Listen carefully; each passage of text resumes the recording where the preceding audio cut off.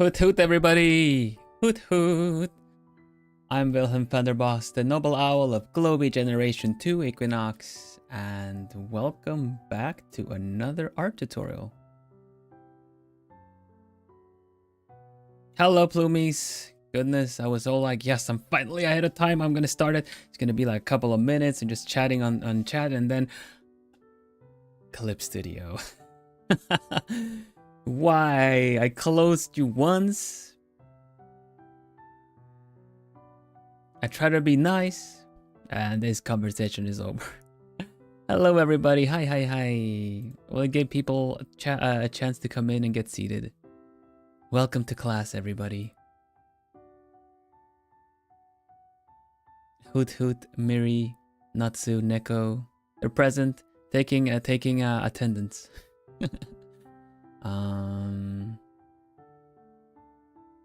Let's see, we got we got Miri, Natsu, Neko,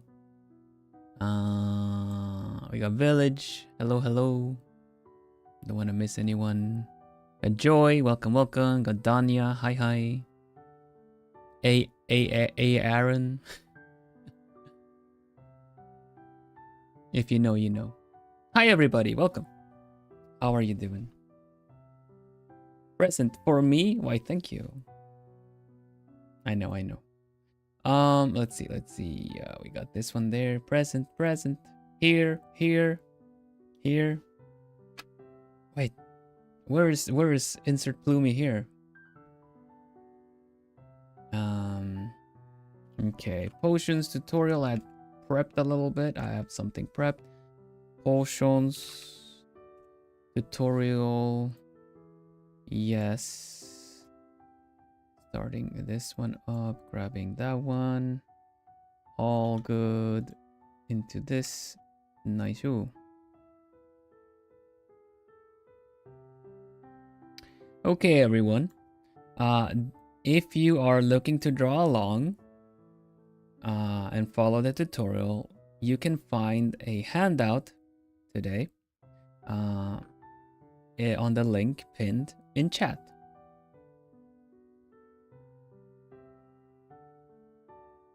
It is I'm gonna mess up asymmetrical and isometric today a lot. I already have. I'm giving you a heads up. If I say asymmetrical, I mean isometric. Just a little disclaimer there about what I say. Don't listen to what I say. But yeah, we're gonna be learning how to draw potions in asymmetrical is kind of like my outfit. I have feathers on one side, not on the other. It is the one side doesn't match the other. It's not a complete mirror image on both sides, right? That's asymmetry. Isometric is an angled, and usually when we say isometric angle for prop art, game design stuff, you say top-down view. English second language debuff. Yeah, the debuff. ETL debuff. So that's what it is. We're going to be working on a top-down angle a little bit, so it gives it a little bit of a 3D depth thing. And it is usually what you find in mobile games, such as, I don't know, what are they called again? The merging games, yeah. So basically, we're going to learn how to draw a potion today, but it's also going to be applicable, the knowledge is going to be applicable to any kind of props that you would like to do for something like that is an angled, kind of looking at it from the corner of the room kind of a thing. For prop design, for prop art used in games such as mobile games or generally seen in indie games. It's going to be the basics today, but you can apply this knowledge to start experimenting and designing your own props, like the kegs. I should do an isometric keg. But we're going to talk potions today, so we're going to do other props other time. But this handout is going to be something that we use across the different tutorials when it comes to this kind of stuff. Fair. The kegs are not completely isometric. because you kind of tend to think of it as like angled. I can give you an example. Let's go to the drawing scene. But before that, I guess let's give a little look at what is going on this week. Hello Azul, welcome. And this week we are doing the art tutorial today on Wednesday. Tomorrow evening we have a hand cam. We're gonna finish up the music box. I've set myself up for success. I hope, saying that the stream will not end until the music box is turning and playing. So we'll see how well that goes. Either way, that is tomorrow. Join me in finishing up the cute little wooden music box that we started assembling the base of, and now we're gonna do the decorative bits. It's gonna look really pretty, and let's hope nothing breaks. Members only. We're gonna have a little watch along of Wreck-It Ralph. And I gotta say, for the members of the channel, I am really appreciating our little talks, our little evening chats. So I reckon we might have a little chat after the movie as well about all kinds of stuff. Yeah. Let's see, what else do we got? Yeah, we have another episode of Drawn Together. If you don't know what Drawn Together is, that started with Bailey Fallwood. I had a guest in drawing together with someone on stream. You get to see both points of views, and we just talk. Essentially, it's for me to get to know the other artist, and for you to ask questions as well, to learn a little bit about more about the other person here too. And also you get a chance to get to know more about me, because obviously the person I draw with is also going to ask questions back. So yeah, it's also a good opportunity for you to get to know my preferences, the things I like and stuff like that too. So yeah, that's on Saturday. And Sunday I am invited to Kohaku's birthday and play Liar's Bar with Kohaku and Vance and Ambrose. I'm giving a disclaimer, heads up, like a content warning, I should say, in advance, is that is not gonna be. It's gonna be fun. I'm completely convinced it's gonna be fun. But it's not gonna be very cozy. It's gonna be it is essentially Russian roulette, with fibbing, with like lying and bluffing and all kinds of stuff. So there's cartoon violence, there's blood, there's literally firearms being pointed at others and yourself. So yeah, keep a look, like keep that in mind, and know that is not the normal content of this channel. But hanging out with my Equinnox brothers is definitely something I will not pass up on. So for once, not a cozyville. I'm probably gonna be cozy regardless. You'll see. I have not played the game, so I'm going in kind of blind, and also I'm not very good at lying, or so I believe the impression goes. So yeah, we'll find out, I guess. Cozy violence, something like that. I'm sure y'all will appreciate us hanging out together. It's Equinox after all, you know? I think so, at least. Would be interesting to see you not being cozy. Why?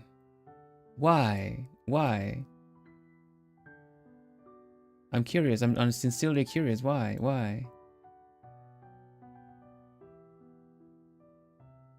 Why would you give me such feedback?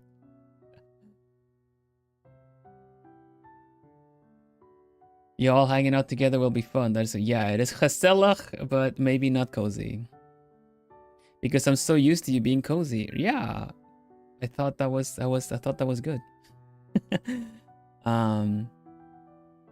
So yeah, welcome again to the little tutorial. Just to see another side of you. Ah, I guess so. Yeah, that's true. You got me. All for the gap moe. Yeah. Well, we'll see. I'm still while I'm not obsessed with the win. I might still wanna give him a hard time.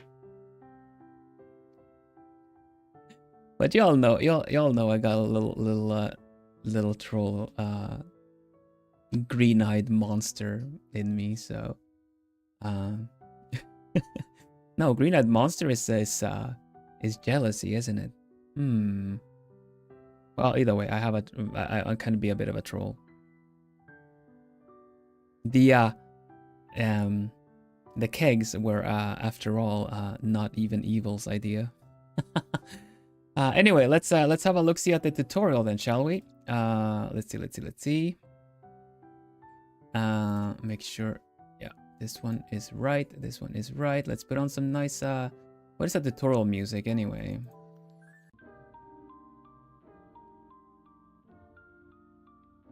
Okay, first of all, I want to explain what the what isometric angle is, at least for us. Is this a good volume? Does it sound good? Does it sound good? Everything good?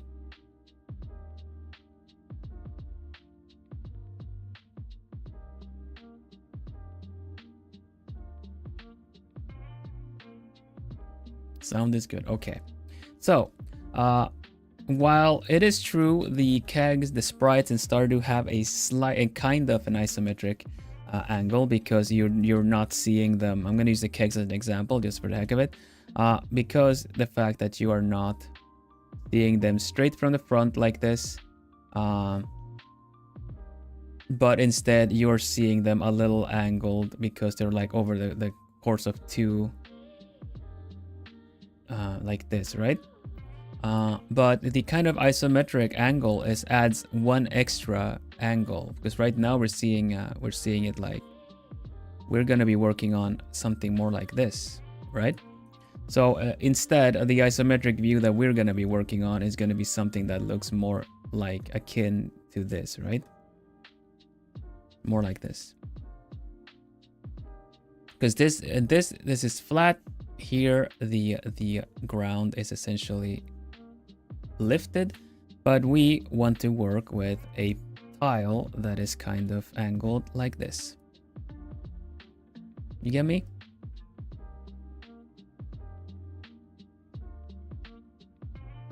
Oh yeah, no, we're hello CL, welcome. So that is what we're going to be doing today. You can find the handouts in the with the link that is pinned, but you're getting something that took me ages to put together. So yes, you get it for free. And an isometric grid instead of graph paper. This is something that you can still use. So like 3/4 view from above. Yeah, that's what we're working on. This is something you can use, for instance, my notebook that you got for birthday. But you can also get specific sketch papers for this that have these kind of lines. This one is the one that I kind of I measured and angled and did myself, so everyone could have one. And there is a gray one, and there is a one that is white. And if you want it inverted, you can just invert the black and white one to be white and black, so to say. White lines and black background. Yeah, I know what you mean, Seal. That is exactly what we're gonna be using with this. And I'm gonna show you what you could end up drawing with something like this too. A certain potion that you might know. Wait a minute, the music is set so low. Why is it so loud for me? Gosh.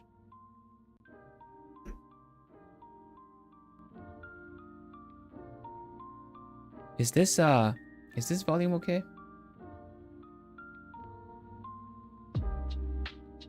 It's a bit loud.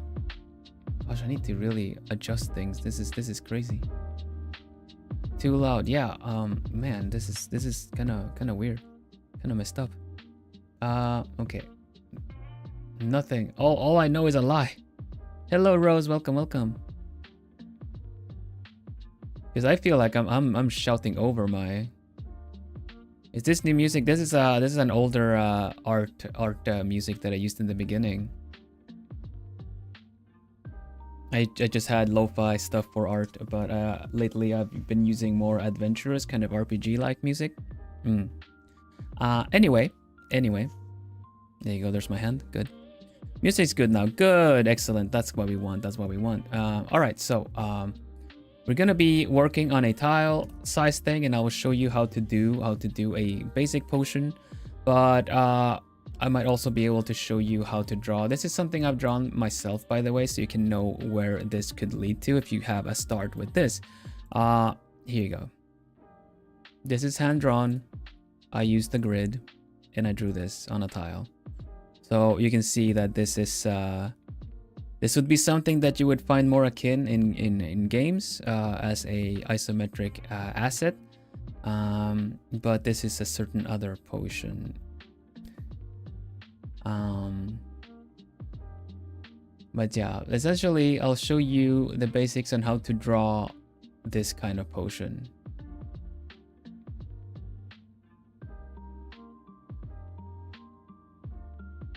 The potion. Yeah.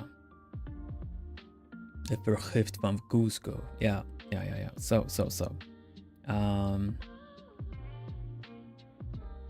The water reflecting. Oh yeah, thank you, Isaac. Yeah. Hello, Sai. Welcome. So yeah, there you go. Find your handouts if you're gonna be drawing along. You have it in the link. I posted it on Twitter, and I'll show you basically how to get started, what you use these lines for. What you want to do is, of course, kind of trace and follow said lines. Let me just make sure that I'm on a separate layer. Good. But we're gonna be doing a basic potion, and we're talking. When you say basic potion, we're talking about, you know, thin neck, and then, you know, kind of like this kind of potion, right? Let's do a health potion, make it red. I know health potions can be green as well, depending on, but let's make a red potion with a cork at the top, like this, yeah? So what you want to do is envision it from the side. Let's keep that one up there, actually. Envision what it would look like from the side, because you can actually use the kind of the tiles that you have. Let's see if this kind of tile size is good for that. I'm gonna pick a tile. It might be a little small, but it's fine. We can work with this. Make it a little darker. Okay, so this is gonna be our tile. We do it one a little. It's no longer squares, but we do it 1 point lower. So we have a tile there. So the center of it, I'm gonna use a lot of indication lines right now. Here's like the center of it, yeah. And from there we can start sketching, right? We have the center of the potion there. You gotta think about how what the circle is gonna look like if we do let's see. It starts from there. It needs to have a flat bottom so that it can stand on something, right? We're gonna have the bottom be there. It's gonna be we're gonna make it like two points. 2 points wide, and then it's gonna grow to like 3 points to each side. Yeah, so we draw it. If we draw it like sideways, we do a 2. Actually, it should be a little higher. It should be like up here. We draw it like up there, and then bringing it back. Point there, point there. Use the points as references. You gotta think of it 2D right now. You think of it 2D. Don't think about the dimensions first. So you have the middle line. You use that to kind of essentially draw what you have here. More how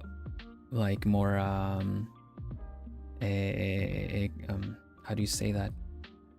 Strict, I guess. More following the grid, sticking to a grid. There you go.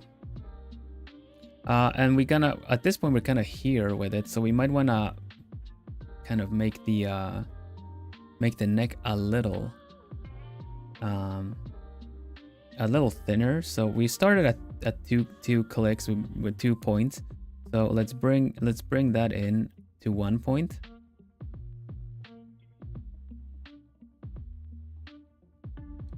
And then we do the neck. Up.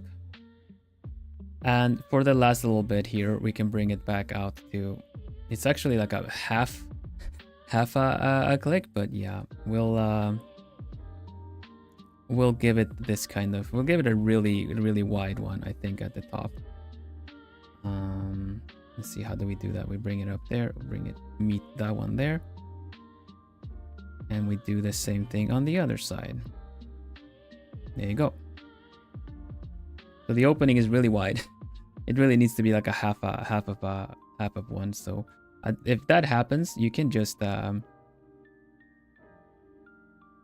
can probably make the grid a little smaller to fit. Let me have a look if I can do that.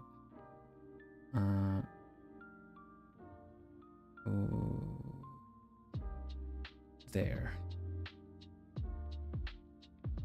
Kinda. No, it doesn't work. Never mind. We stick to this one. It's okay. Sorry, I should have planned that one better.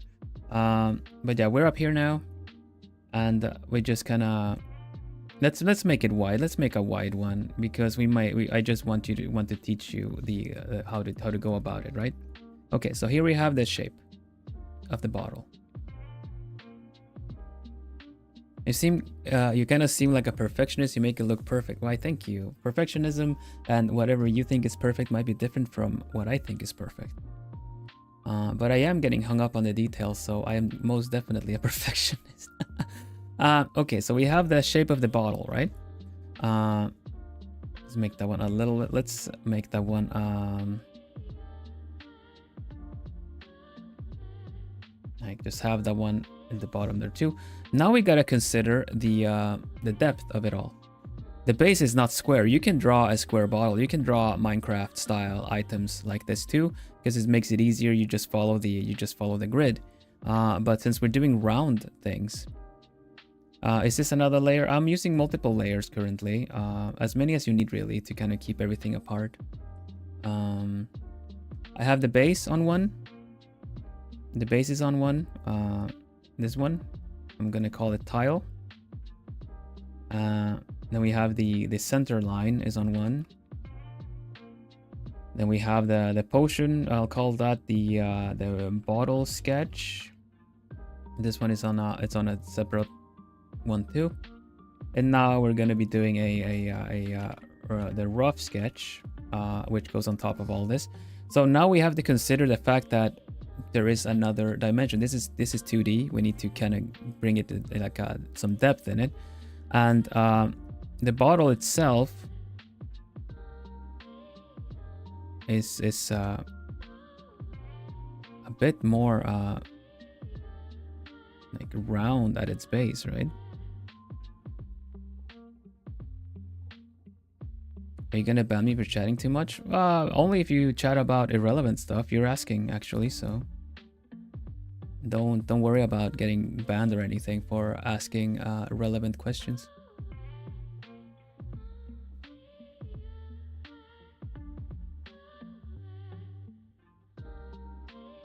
Yeah, don't worry about it. Okay, so we do a circular kind of base here, connecting all the dots, and then we follow the shape that we already drew up. Yeah, there's also no like banning without any kind of, unless you really like break come in and say very unsavory stuff. But there's no banning on the spot like that, or just because you're chatting too much. It's like, if it's usually about keeping stream on topic mostly, but we also issue warnings and ask you to read the rules and stuff like that, so don't worry about that. So we're gonna do I think we're gonna do 3 at least kind of circles like this.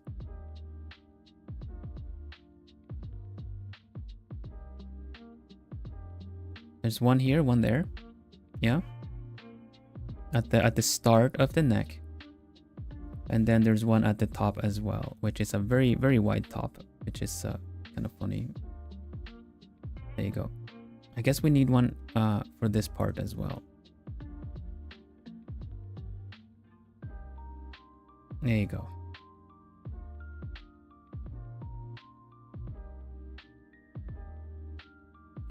And that's basically our potion sketch. We have it more 3D now. It has some depth in it. The top, the bottom, everything, right? We hide the bottle sketch at this point. The top looks it looks quite interesting. I would probably have made it narrower myself in order to kind of give the body to be thicker. Maybe if we make the body thicker, it wouldn't be a problem. I wonder if we can do that. Let me have a look if we can do that. Because we would then need to just kind of widen it out a little bit. This grid layer it's not a grid layer. I made this grid and I gave it to everyone to access for the class. You can find it on the link in the pinned comment. That's the class handout. Right, so never mind. We're just gonna continue with see where this takes us, because every bottle is quite unique in its own right. Yeah. So we got the base shape of the bottle.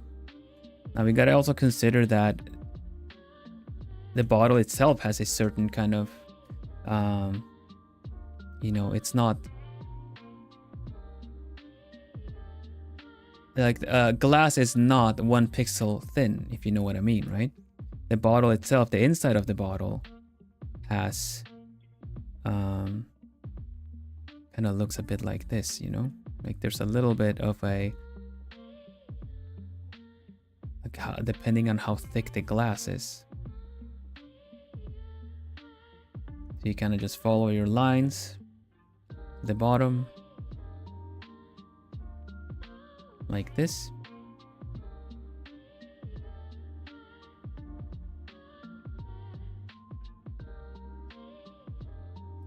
Also here up as well, because the opening is a little bit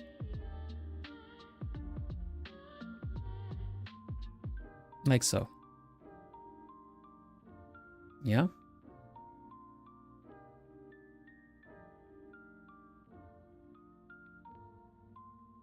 So this is the thickness of the glass.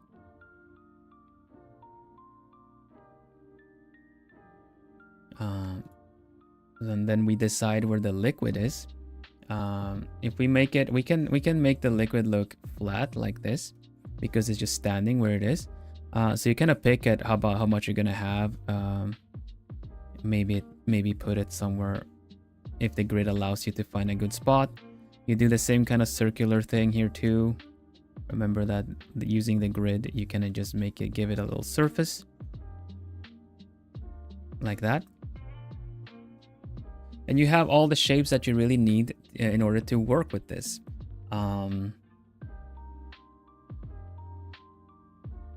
Let's see if I remember things, how things go. You make a layer behind this in whatever color you want to give the bottle. Can be purple, can be red, can be anything, but this is going to be the color of the actual glass. It can be green glass or brown glass. But you kind of fill your lines out. You can also clean the lines more. I'm just going to do it kind of sketchy, but you can of course clean the sketch and add line art to this, make it follow the grid a little nicer.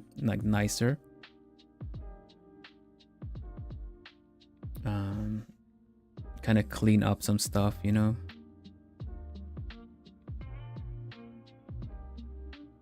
doing it for demonstration so we can get more things done as we go.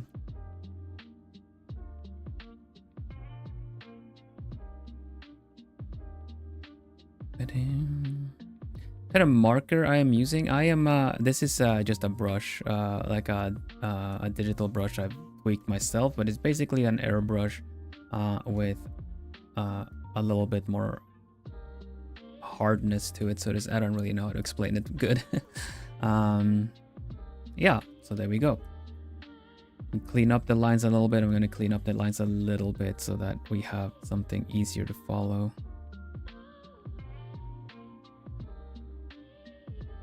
But yeah, we have the base kind of color there.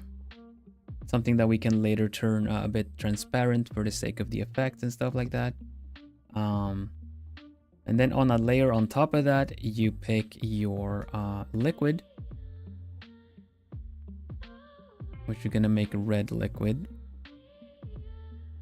And you gotta remember to not paint out to the edge. You draw it so that it is on the inside of the glass, like this.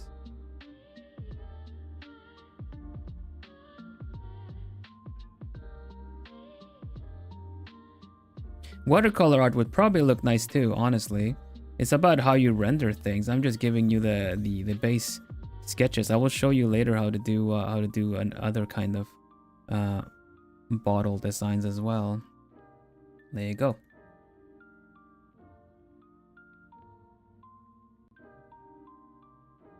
Yeah, we got the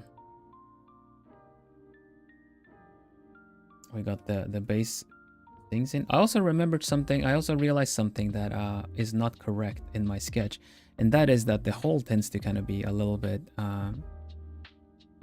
kind of tends to follow the neck a little bit more. So this one, this kind of opening is a little bit too wide, honestly. But well, for the sake of it all, we leave it. We can do we can tweak things ourselves a little bit later. But yeah, then that's the base bottle in isometric angle. Some angles are a little bit too wide. There you go. Yeah. Now I think personally, as an icon, as an item, this kind of looks pretty nice. It's kind of starting like has the whole shape. It's got the what color is in it and stuff. So then what is next? This is kind of like jumping straight into shading and lighting, honestly. We gotta decide where the light is coming from. That is something we need to decide on. If the light is coming from behind the bottle, it would have different effects.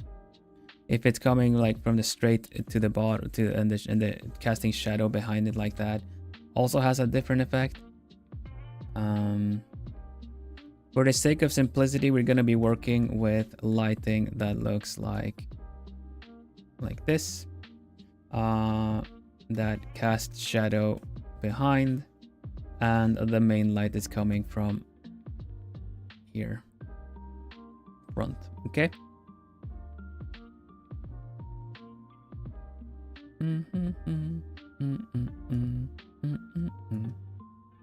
And honestly, for the sake of that, we might want to have a bigger plate it's standing on, but let's just keep it to one tile.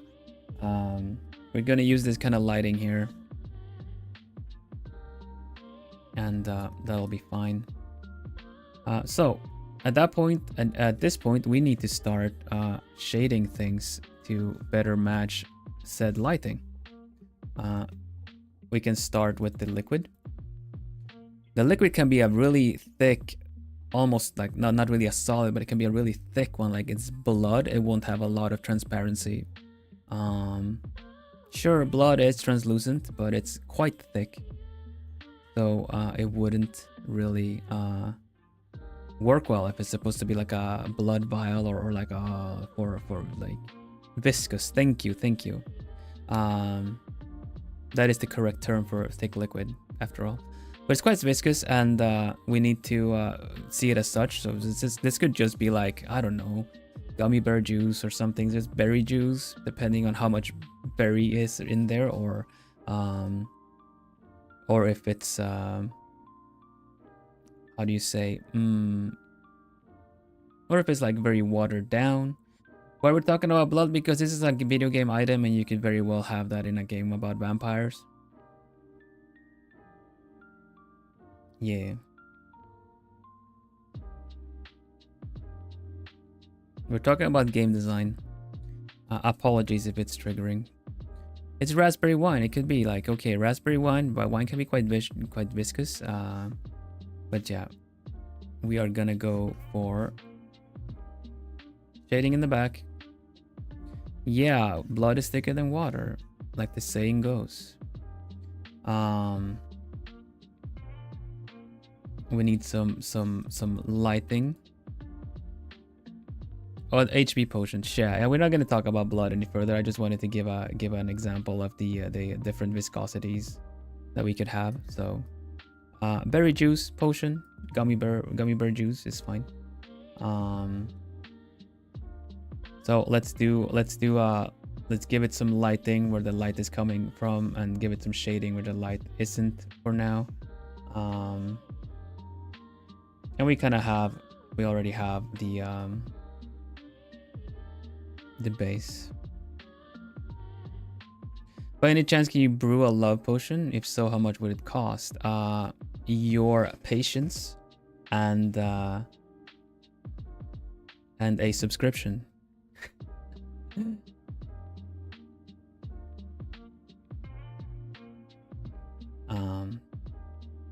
So now you got to keep in mind that some of these lines that you drew, welcome D and X Xeventon, and take care village. Now that we have liquid in the bottle, we kind of need to change the make sure that the lines inside are also colored.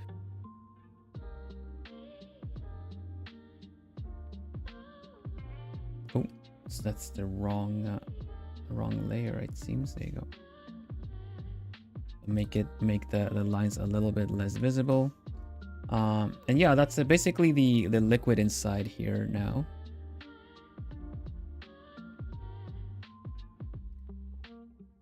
And now the bottle also needs to have Xian, okay. The bottle also needs to be shaded. Now we already have the bottle kind of at a bit of a less opacity, right? But we still need to shade it. So we just do the same thing. Shade the back of it. Give it some light in the front.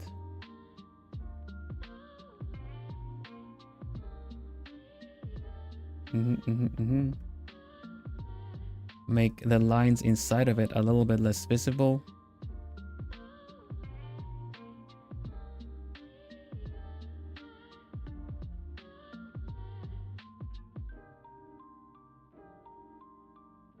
And we should also probably give it some shadow at the bottom. Where is the we have the tile right there. Let's give the tile a color as well. Let's give it like a kind of a brownish kind of.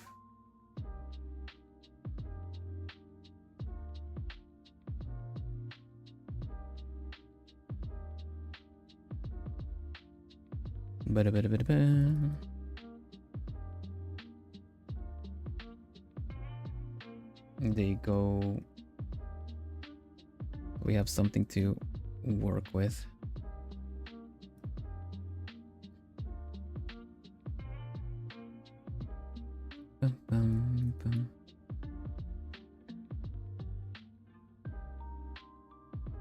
Sure. Tavern tile, yeah. I'll show what other things you can do with the tiles and stuff after. We're just doing the basics right now. Also, I completely forgot the fact that this the juice in it also needs to be a little bit less saturated. Opacity needs to go down because it's a little bit, you know, translucent. The light goes past it. Give it some shadows there. And aside from the cork that's still missing, that one we can freehand on top. We can just draw it, you know, the cork kind of goes into the bottle like this. You have a cork. Can use the same kind of color that we got there.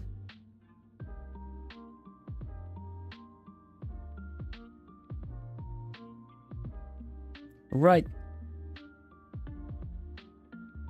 I feel like we have all the stuff in place that we need. I would personally render this further. But I would render this further freehand it after this. I feel like this is a pretty good base image that we've got. I can show you what the next bits would be, but it's kind of more about your rendering knowledge and adding light and shadow to this. But basically where we are now, you should have a nice isometric potion bottle. And of course you can change the designs of the bottle and follow the grid in a similar way to you know, you can make a bottle that kind of looks like this, for instance, with a nice little cork. I've challenged myself and I actually made a potion bottle that looks like this. Actually, I mean, you probably know the thing, but at one point I challenged myself and made a potions bottle that actually looked like this thing. Gave it like a, you know, this is where it starts and this is where it ends kind of thing. So I put like a cork there. And hello Milana, welcome. So you can just make up your own shape and kind of follow these steps. You're so chill compared to the other VTubers I watch. They're more energetic and they yell more. Yes, I yell in lowercase. I yell in lowercase. Even when I get energetic, probably less than that. But yeah, your imagination of the bottle is essentially, you know, you just yeah.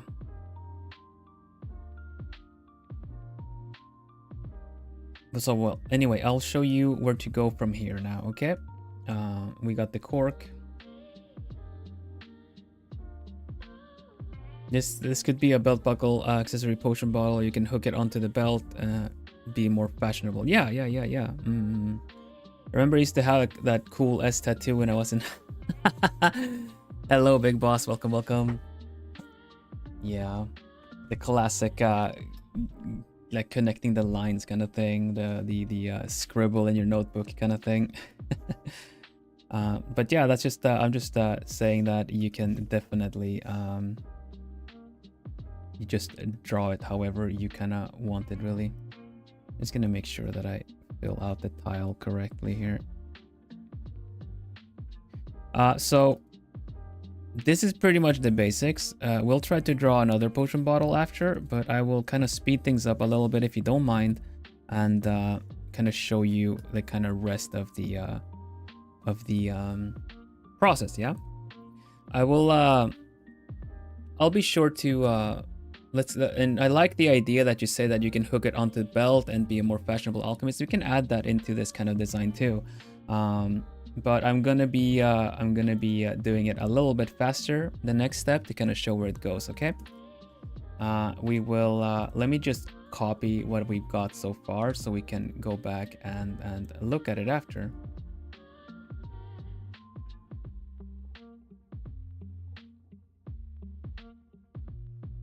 Here we go, we got a copy. Yep, thank you Xian, take care. Let's see. Okay, so I'm gonna pick up the pace a little bit. Let's see. We need some lines to not be as visible anymore. So let me just put that down a little bit. And let me start rendering this out a bit more. I wonder if I could, I haven't done this in a while. I wonder if I could just like merge all the layers and then just freehand everything, but I'm not sure if that works. Anyway, let's get going with something. Bum, bum, bum, bum, bum, bum. I'm just gonna draw on top of it. Ba, ba, ba, ba, ba, ba, ba, ba.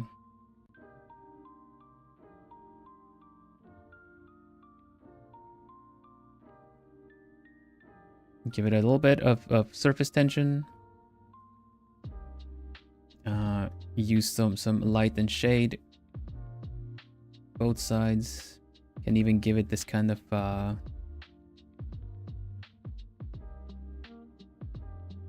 of shaky.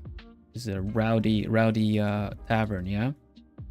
So there's some motion and you get these kind of like blah blah blah blah blah blah thing. Or it's a bubbling potion and it has a lot of bubbles inside of it that is just kind of just, you know, bubbling up. You can add bubbles later. The droplet effect, yeah. Like oh no, there's a, did you hear that? You just hear the boom. Did you feel that? And then the camera pans to the potion. It's like boom. Something's coming.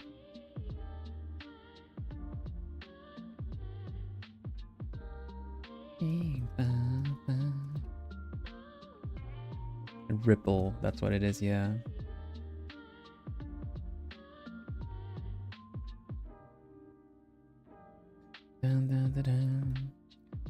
Now to give it like the translucent effect,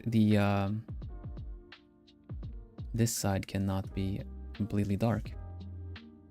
This kind of gives it that this drink, this bottle, everything is a little bit, it has some viscosity, but it's not completely.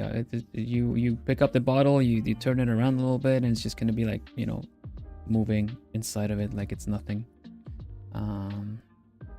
You can draw the bottle if it's like the kind of featuring the bottle as a kind of an item. You can definitely draw the lines of the bottle being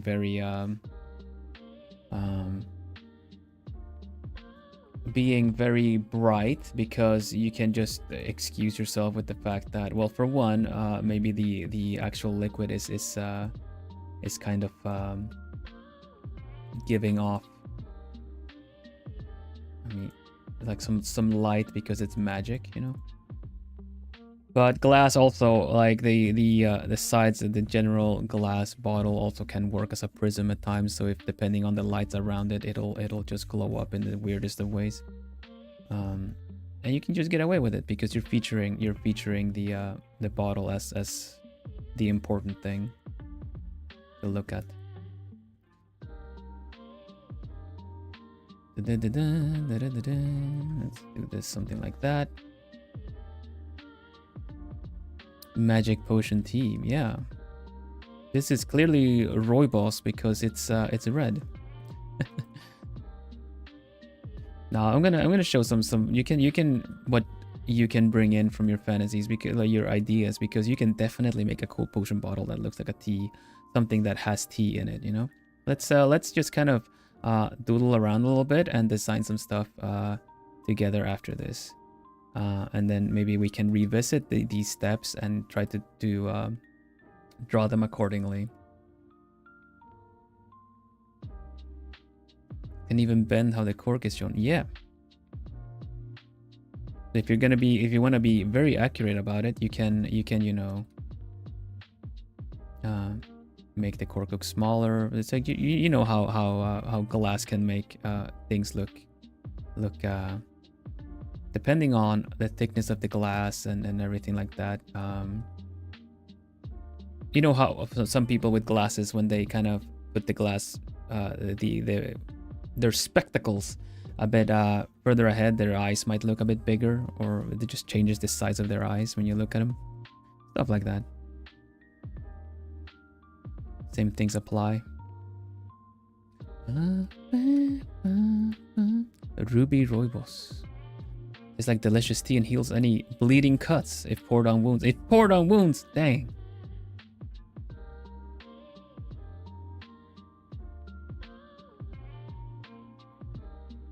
Yeah, the distortions can be really fun. Glass itself can also change kind of the color of everything inside of it, so I personally, instead of doing like a straight up white bottle like this, I would like to give it some kind of tint of blue or something, or depending on if I want the contrast of the warm liquid, the warm colored liquid inside of it to be more noticeable. The bottle can be either the same color if you want to emphasize on an effect that it has, or you can have the contrasting sides be that. Green bottle would make whatever red potion is inside of it just look brown. It could be kind of unsavory. Tea does heal the soul. Yeah, it does, yeah. Then there's like Luthout in it, and I just take like -1.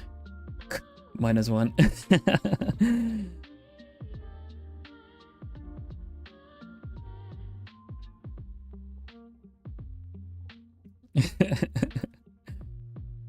Emotional damage, yeah.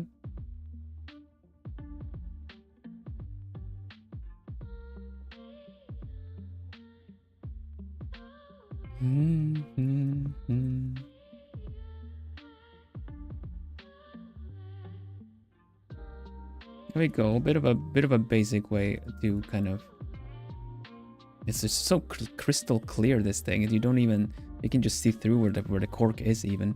And yeah, give it some darkness inside of it, and then give it some brightness as well. And we've rendered out the bottle a little bit more. You totally should make some IRL tea for yourself. It heals the soul, I hear.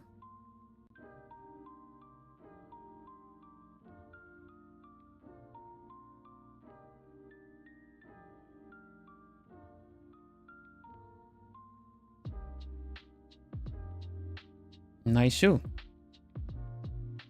There we go. Potion, a little bit more rendered.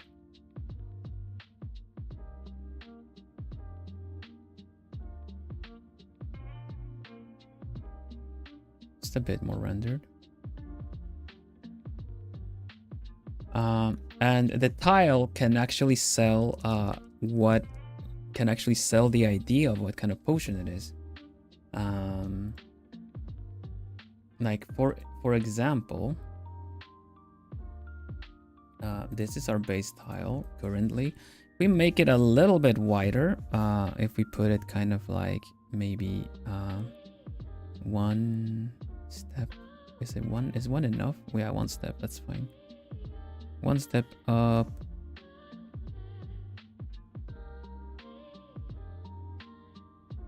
Dun, dun, dun, dun.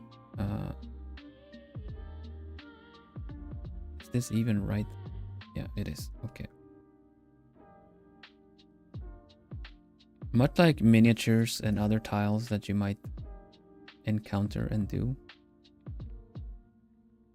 you can also give the tile some personality. If we want to do, like we said, what was it? Was it Joy that said tavern tile? Yeah. Hello, Volnal. Welcome. We can. A tavern generally has the wooden planks, right? So you can just actually make it kind of look like it would be part of a tavern by giving it these details.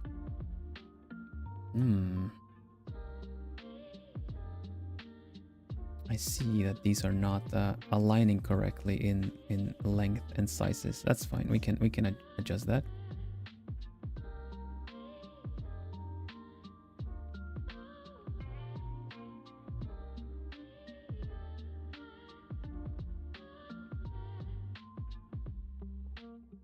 Like this.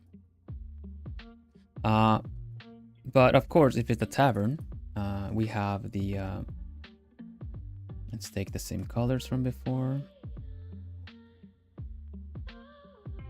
The wooden tables are gonna see a lot of wear and tear, and maybe some you know, someone with a knife is just kind of like writing something in it and stuff like that. So then the surface of the tile is also equally important to sell the actual item.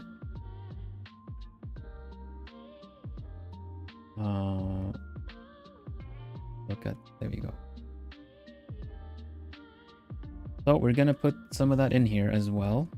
Try to sell. This is kind of like, I don't know if you guys have seen people making a miniature kind of terrain or stuff like that. Like what are they called again? When they kind of model things for their displays.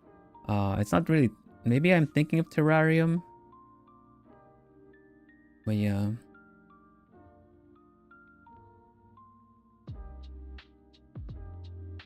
But yeah. So for now, the potion does not need to be very present because we are working on the surface of it.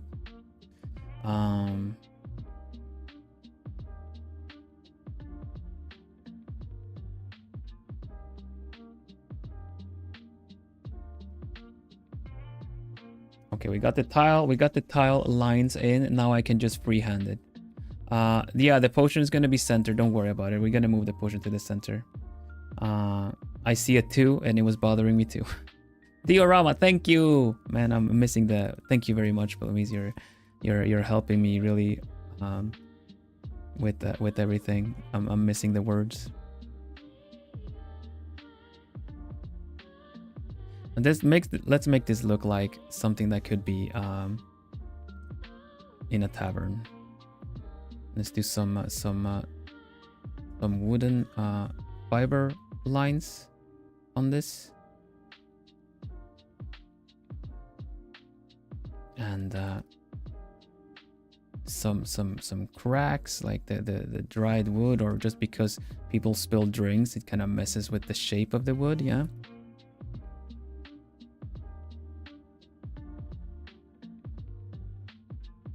Rustic cuts, yes, exactly. That's what we're working on right now. It sells the idea, right?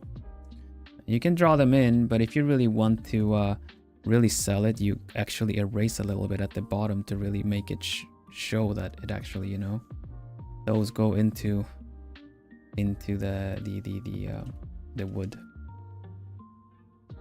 The rest of it is really just about rendering out the texture and with the right kind of brushes and everything. Knowing myself, I would probably just friggin' render this to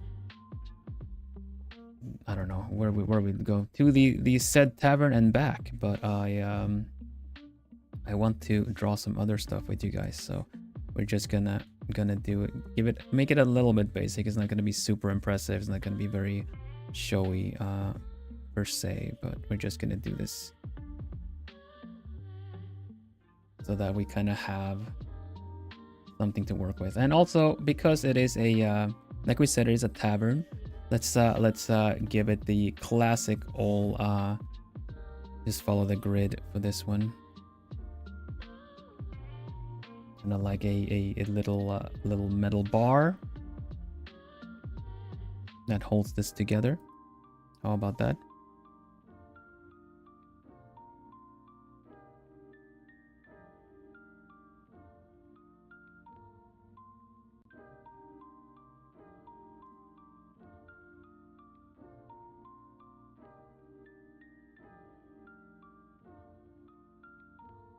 Bracket, yeah. I feel like the bracket actually also sells the classic that this is like a, you know,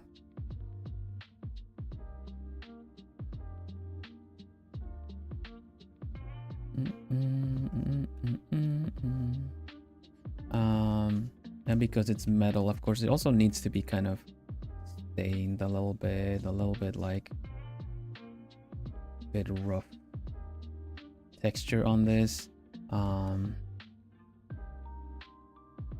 Give it some shading,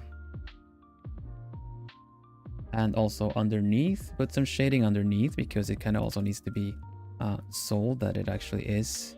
You have to convince the viewer that this is actually part of the table. So let's give it a little bit of shading.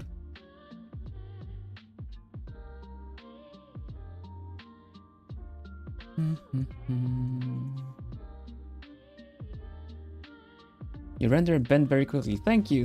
I'm trying to speed things up so you can see results pretty fast. Having done this multiple times, I feel like maybe this will be plenty. No, we'll wait with the lighting, I think. Okay. Actually, we don't wait with the lighting. We are just straight up gonna give it. Oh. Oh gosh, I'm doing the wrong one. That's the wrong one. Is this the right one? Da, da, da, da.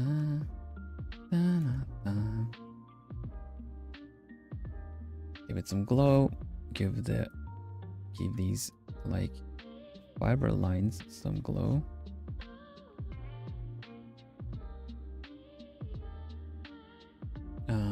Yeah.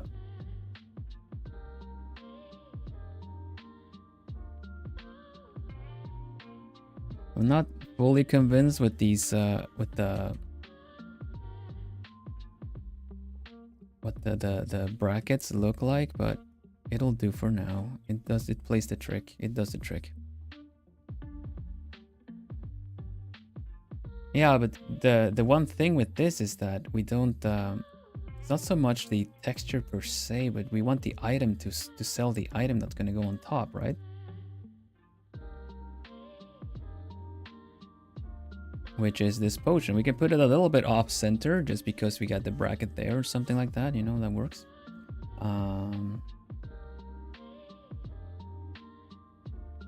I was gonna add some nails to the bracket, don't worry about it.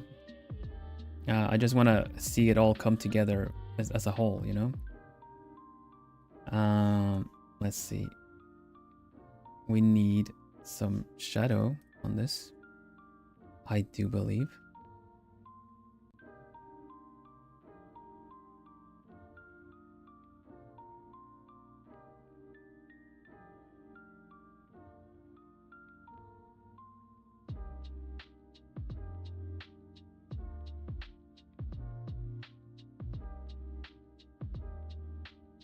Yeah, we all start somewhere. I didn't draw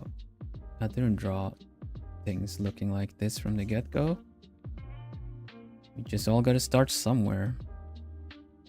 We can't start learning with the fear that it's gonna look ridiculous or something like that, because that's the first step to making it not look ridiculous.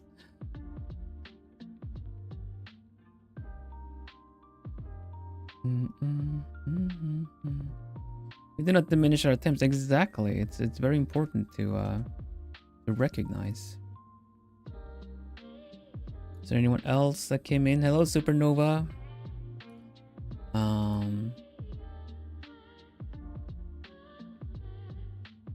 A lot of things that's my voice broke. Let me drink some water. A lot of things that actually sell the images tends to be a lot more of the after effects, the post effects, than actually than these kind of doing the lines right and everything, because you tend to need to kind of sell the picture as a whole. The whole, not like a hole you fall into, but like a complete thing. And right now the bottle, everything is looking kind of flat, kind of not very interesting. So we also need to give it some nice extra color everywhere.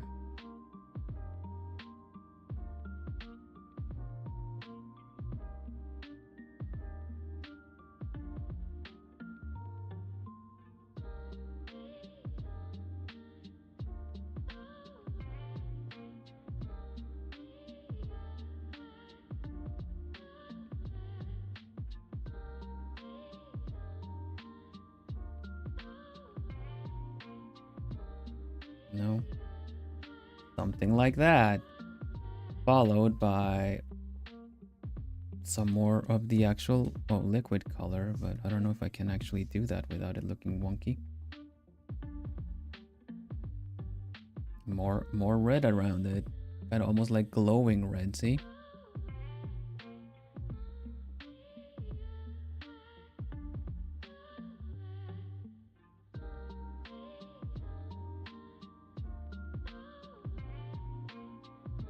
So much so that it's actually kind of leaking out around it, almost like it's glowing. The shadow actually also works best if you also put a bit of the same color of the liquid on it, lightly. See? You just airbrush a little bit of the light in the shadow.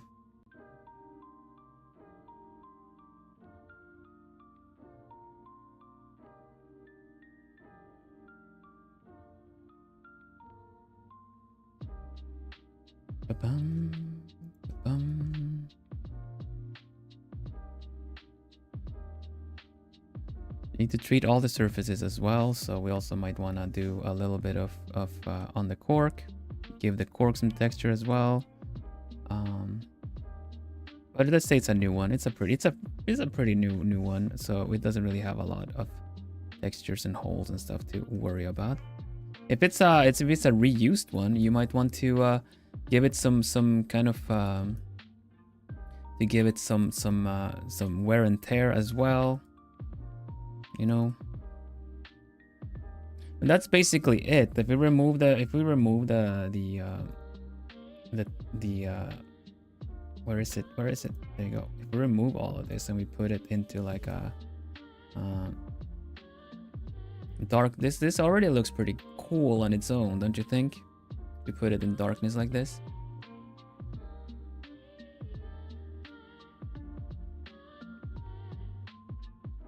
That's kind of already kind of has the whole thing going of what we wanted to sell.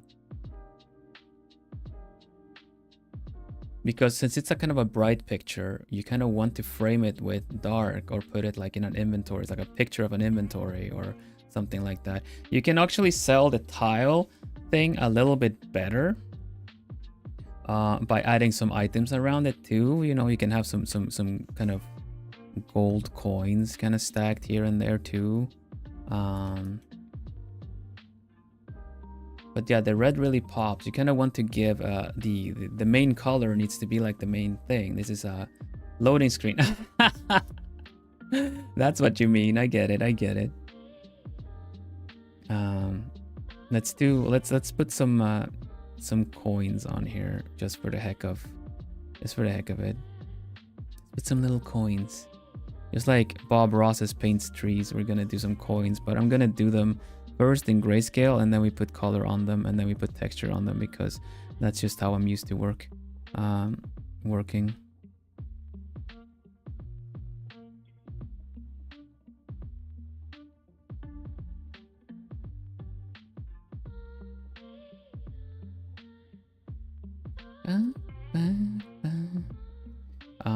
Let's grab something like that. It kind of adds to the scene, right? Or curative herb. Yeah, you can definitely if you expand this tile, you can add like a scale, you can add some other stuff. A part of a coaster, that too. Yeah. There's like so much you can add to the whole thing to really sell what it's for, where it's at, you know?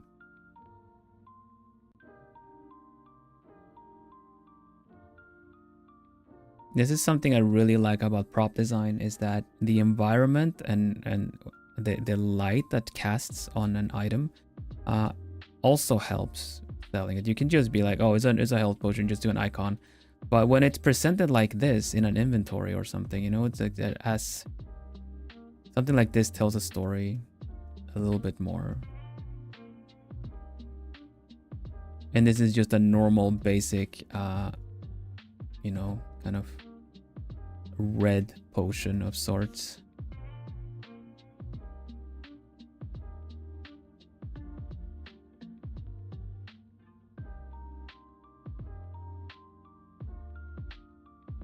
Bum, bum, bum.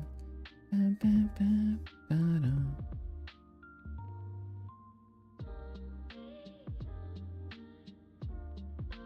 Ding. Gold. Some edge, like you can also do that to this too, which also adds to it pretty nicely.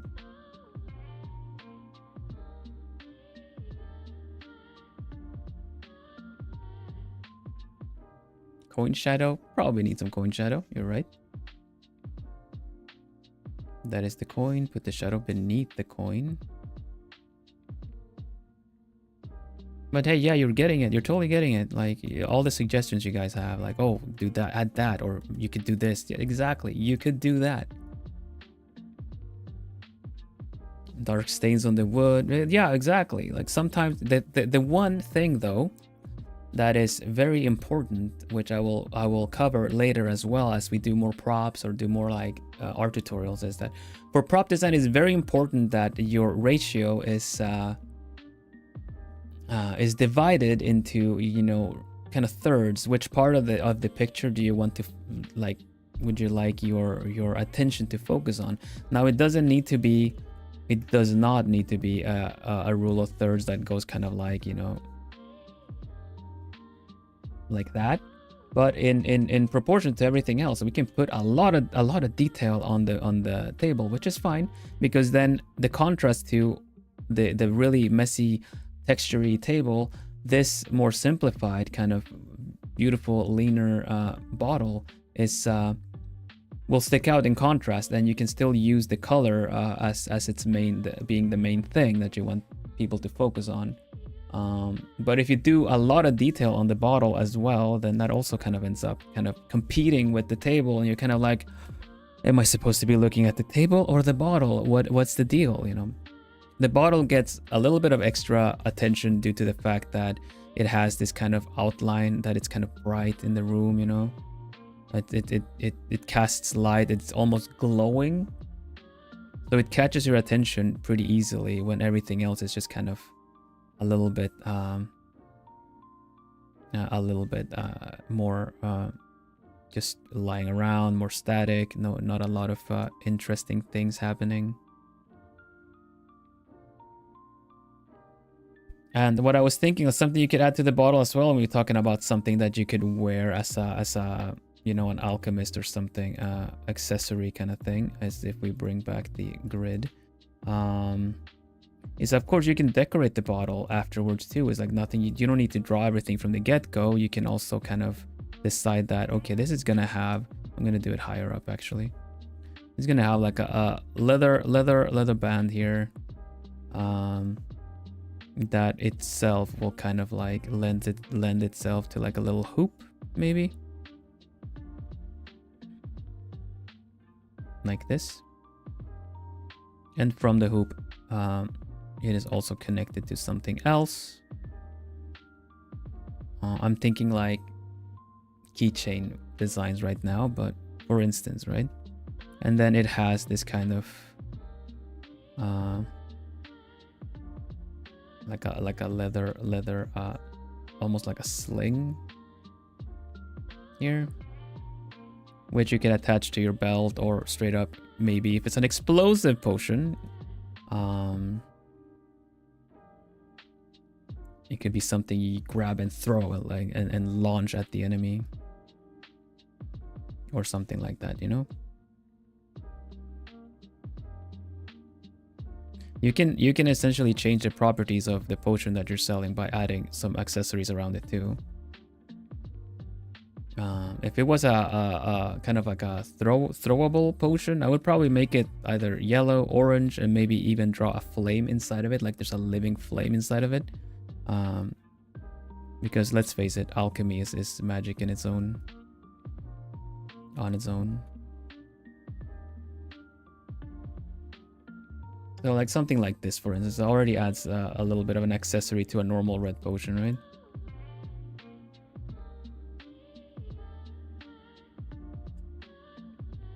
Just an example.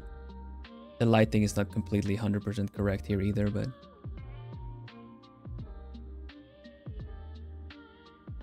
and that is essentially, you know, sketching up a potion and getting it to this point. If we compare the two, we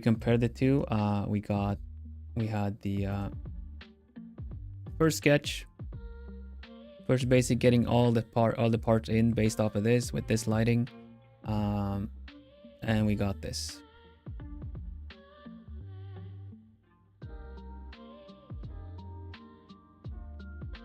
Oh yeah, we were talking about a bubbly potion, right? So we can also, that's something we can now even add. I'm not really structuring my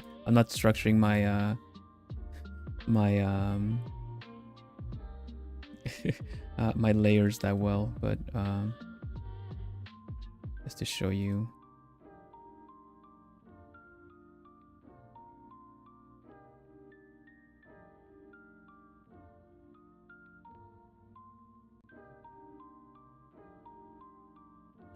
Bottled up emotions, yeah, bottled up like feelings, emotions into a potion and just launch it. A Molotov cocktail that, you know, the more emotions you bottle up, the stronger it is. +5 to crit.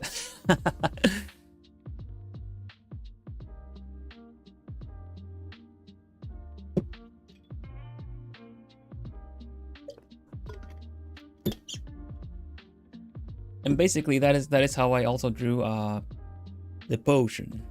The potion. De vergift. Vergift van Cusco's. Cusco's vergift. Yeah. El veneno de Cusco. El veneno que diseñado específicamente para matar a Cusco. Yeah. Yeah, exactly. You can. This adds part of the research of the actual thing you want to do. You want to look up what the liquids might look like that you're trying to emulate. It might not make sense to even have the actual liquid glow, but the bottle itself could be glowing, showing that, oh, this is some dark liquid. If you do like a darker blue kind of liquid, it might even end up looking like ink, because for ink, I wouldn't want ink to glow unless it's supposed to be some kind of magical one. Yeah, exactly. So just the way you guys are saying it is basically how it works. You can sell with these kind of bubbles. It looks like friggin' carbonated soda. You know. So I guess you have to shake this one a couple of times and then throw it.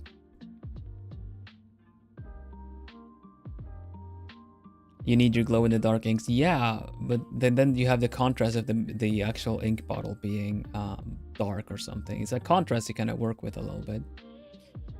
So that is basically the teachings of today, right? Let's bring up the grid again. Let me put that separately here. Owl potion. But yeah, that's the whole thing. Like the more complex the shape, the more tricky it is. But you don't have to, you know, if you want to draw a face on this grid on a potion or something, you want to make a skull-shaped potion, you don't have to follow the grid to be like the nose and then it goes up and then up here and you know goes around this way and this way, and oh, the angle here the other eye. They don't have to follow it like that. You can use this grid to make the general shape. You have to first have to just realize what shapes you're working with, basically. Skull potion could essentially be something akin to like a shape like this, at its base, you know?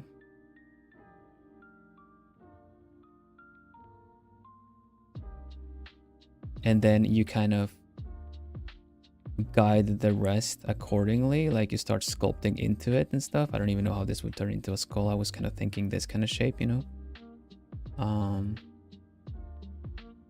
And then kind of almost see it as something you would have to sculpt into. So yeah, the grid itself is supposed to be, you know, kind of like helping you getting the lines straight and the kind of symmetry correct, but don't feel like you have to rely on it completely. Now, you guys were talking about like a tea potion and stuff like that, and that just kind of made me think of if we just like freehand it. I tend to personally really like to freehand potions, what they might look like first before going into straight up designing it or drawing it on the grid.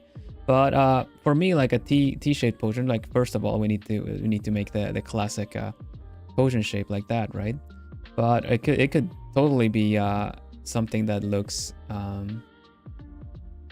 like round, you know, doesn't have a lot of neck, but I would personally like to add this into its design, so it actually has a little handle, for instance. So it's basically a teapot without the actual... It's just a teapot with a cork. Teacup bottle, yeah, for instance, right? Yeah, it's basically like a teapot. Could actually just put the part, only that this doesn't go anywhere.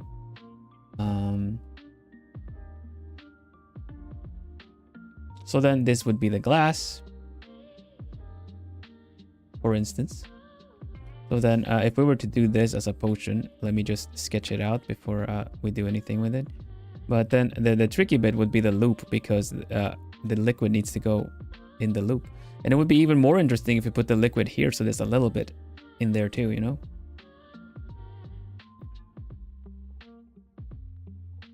So basically, this is the base of it. The cork right there, and the liquid. Let's make it an orange. The liquid actually has this part here to hang out in, because this is essentially a bent vial. It also needs to have the kind of surface of its liquid right there.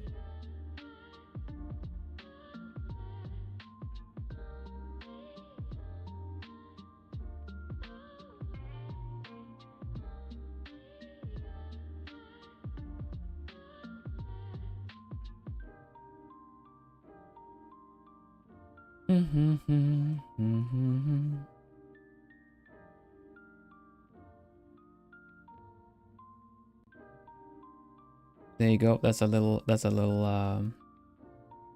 sketch of what this could maybe look like. See? Have it in the spout. Yeah, I guess so. You're right.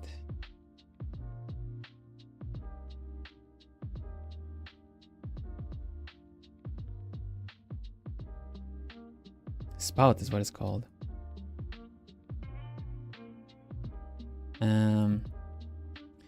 And this would be even more interesting if, when we actually draw it, we angle it in a weird way, so that, you know, you kind of have, if you have the base shape here, can we just try to draw this thing? If you have the base shape, I would kind of want to, you know, if this is sideways, I would kind of want it to be this way, so we actually see, first of all, this part here, and then the spout in the far back somehow that also reflects. It's gonna be so tricky to draw. Maybe it should be the other way around. Cork the spout. Corking the spout could be, for instance, when you just need a few drops of the potion. Oh. Yeah, I mean, why not, really?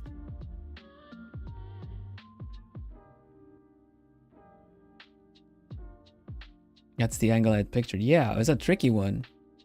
But why not? Let's do this. I kind of want to keep the spout as just a shape. Could be corked for sure. I just kind of feel like if there's an opening here and you start pouring, it's not gonna pour, because you need to uncork it at the top as well. Maybe it works. I don't know. We'll see. I'm thinking too much into it. I'm thinking too realism. But thinking about realism stuff also kind of sells the picture in a way too. Let's make this one a little bigger.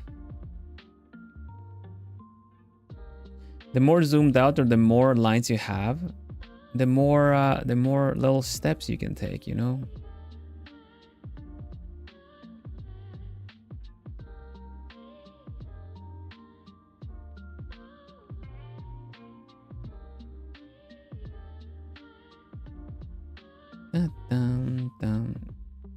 Hello, clowns. Welcome. Yes, there's no punishment being late to class. There's just the only punishment is that you miss out on knowledge.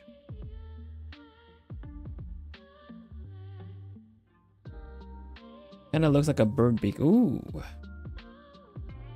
Nice. Ooh. Man, the plate is too big. I was too zealous. Too much. Absolutely too much. A whole tea set, but it's just bottles. Yeah.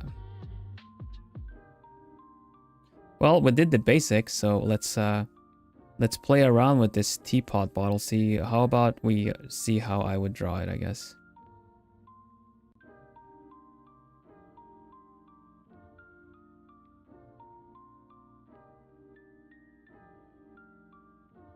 Let's have a base first.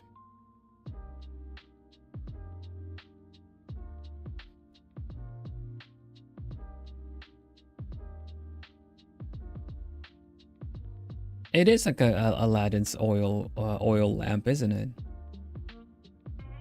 So calm. Me, I'm always calm. I am not only the calm before the storm, I am the calm storm. Welcome, Rogue. It's Rouge. It's Rouge. I say Rogue because I'm English third language. Oh no, the debuff. Ah. All right. I need to get the what parts do I want? Something that also I want to show you guys a bit quick. You can use this grid to easily make Minecraft style potions. I'm not entirely sure what that would look like, but if I know they exist, but if I'm just saying like you could oh man, my lines are not really following the grid that well, I notice. There we go. You can just use this to essentially draw Minecraft items, you know.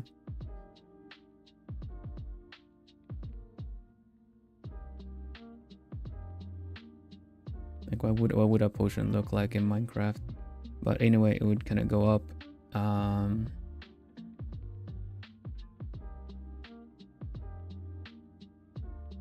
Go back in again.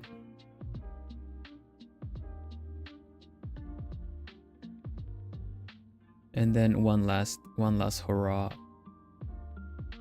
Here, going back out again. There you go. Don't know how much this actually would be a potion of Minecraft, but you kind of I hope you realize what I mean when I say that you can just follow the grid to make some like funny square, maybe kind of almost pixel. No, they're actually called voxel when you do it 3D pixels, I guess.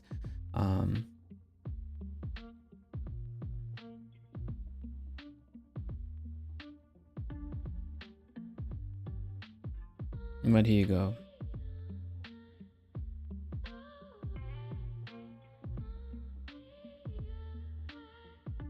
It looks like something completely different. If you made the top wider, it would be essentially what you use to ignite dynamite with. But either way, you can just follow the shapes. And you can actually set up your potion bottle with the same shapes, and then you round them up a little bit to kind of give them, you know, because the only thing you need to keep in mind with this is that you actually meet these little points.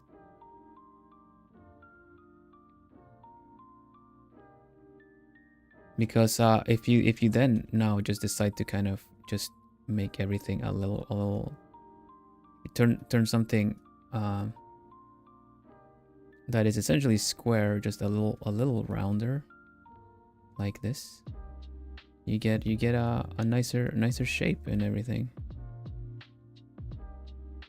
for an actual bottle, for instance, you know. And then you have multiple places where the bottle itself kind of almost looks like a vase vase.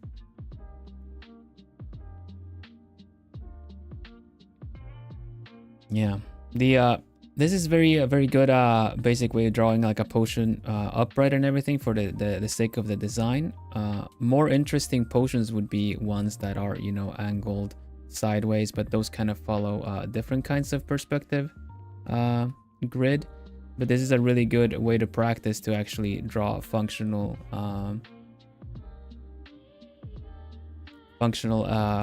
items and angles and stuff. But yeah, we're doing a tea potion, so let's see what we do with the tea potion. Wow, the middle is actually just I don't really like that. The middle is a square. not actually be that might not actually be that bad idea. It actually is bad. Never mind. You know what? Ah.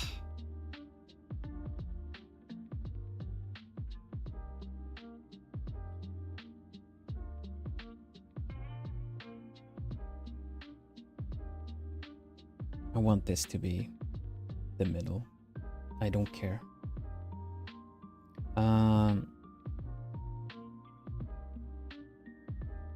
Single link pedestal. Yeah.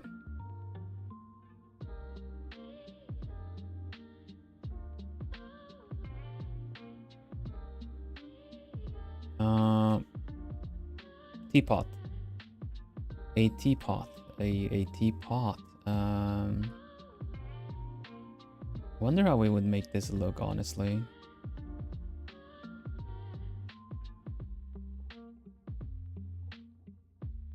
Needs to be a bit wider, I think.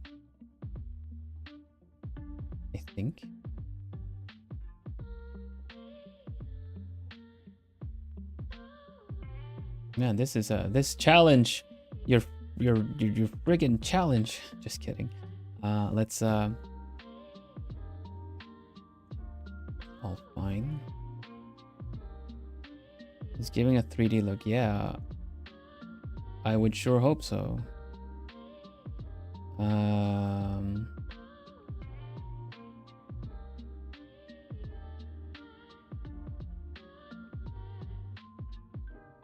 Following the grid, it goes out a little bit more there to this point, and here you get the loop, which should be here.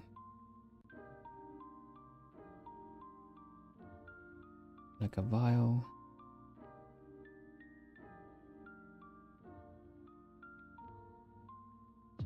I'm gonna mumble to myself a little bit to get this potion done. All right, and this side too. And then we have the spout on this side, kind of looking like that, but glass and crystal still.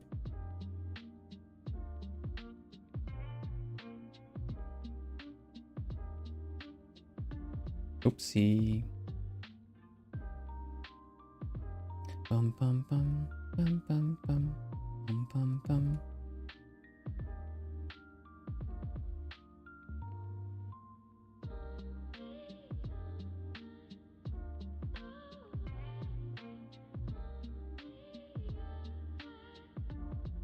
Okay, I think this is a pretty good shape to do the potion with. Freehand drawing more so than actually more so than following the grid to AT. I think we can put we've already done the chill tutorial bit, so we can just put some of the some nice other music. Is the volume okay?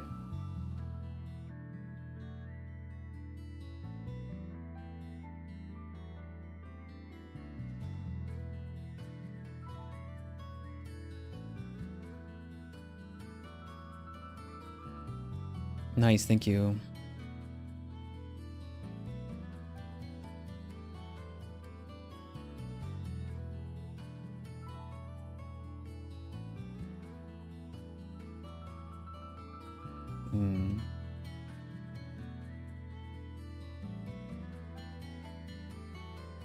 I would want you guys to hear me as I lecture you. So yeah, thank you.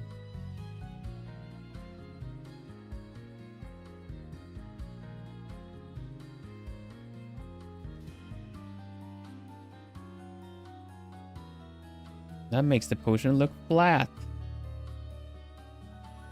Makes it look less flat.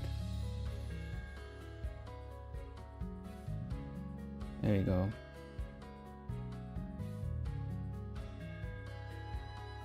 The liquid in here is gonna be weird. It's gonna be tricky. It's gonna be really fun.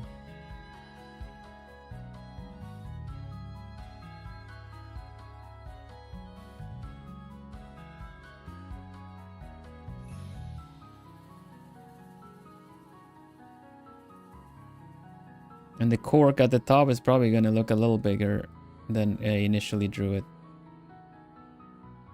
To be honest. It's probably going to have to cover this whole thing.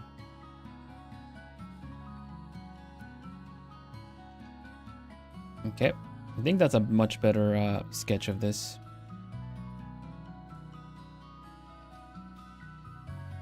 The spout looks a little strange in that angle. I think that's probably better. It's gonna be like, this is a really pointy end. Maybe they could actually double as a weapon. So much for the cozy tea. Maybe someone just wants to steal the tea from you. Then you have to defend your tea.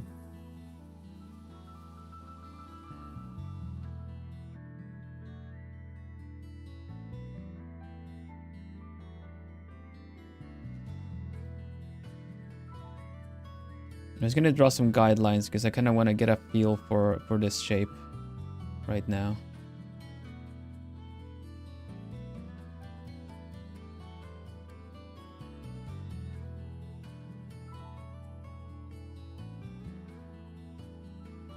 The shape is not looking very consistent on both sides, namely.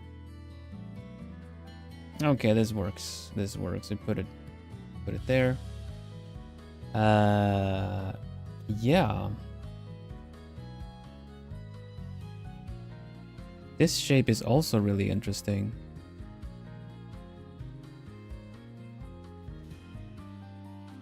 Defend your liquid. Oh yeah, that's true. That's true. Cacti straight up just defend their liquid. That makes sense. I didn't think about that before. I just thought they're generally cranky and prickly.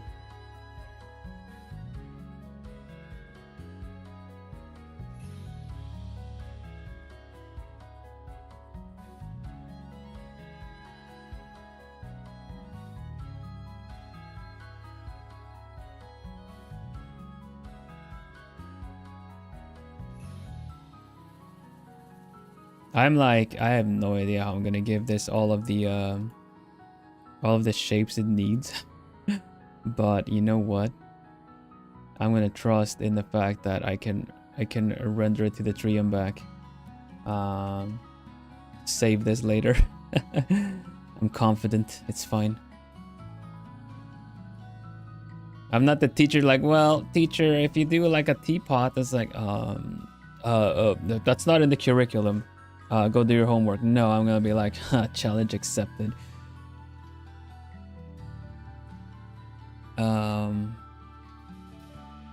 Oh, is my apple blend of Darjeeling not good enough for you? Clearly there's a problem with your eye if you don't like the color I brew. Clearly there's a problem. Hello, lizard. Welcome, welcome. I'm sorry the owls aren't hooting because that Mirrors 10 update happened at one point.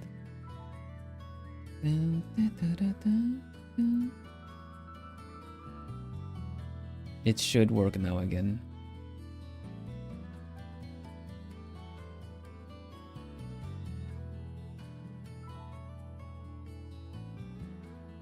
All right. Let me sketch out the liquid because you want to have some of the liquid in the spout, right? Mirrors 10, yeah. I'm too afraid of Mirrors 11. If Mirrors 10 keeps I don't dislike how Mirrors 11 looks. I'm just kind of general concerned about what things are gonna be broken of the things that I use.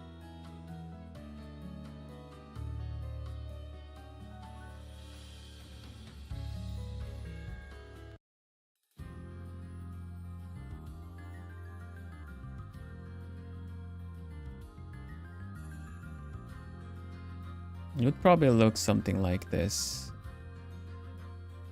2BH.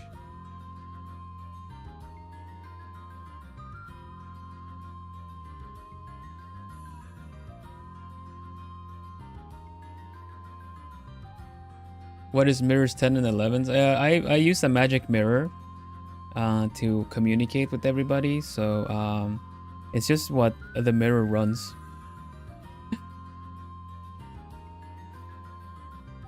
Take a very close look. Oh my gosh.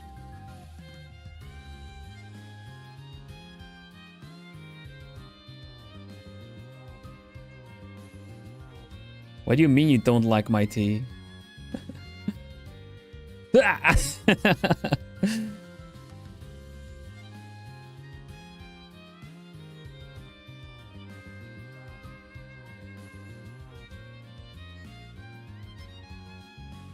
Yeah, the Magic Mirrors operating system. Exactly. That's the one.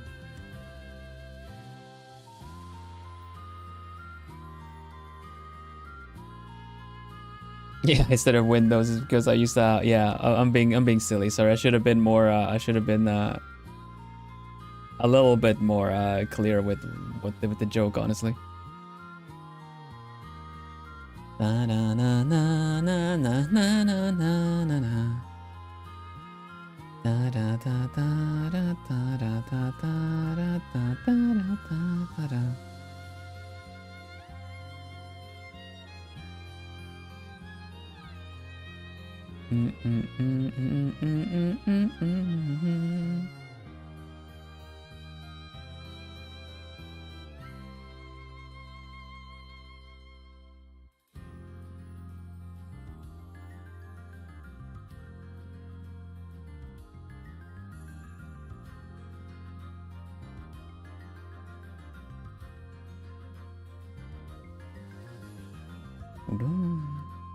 Da da da da da da.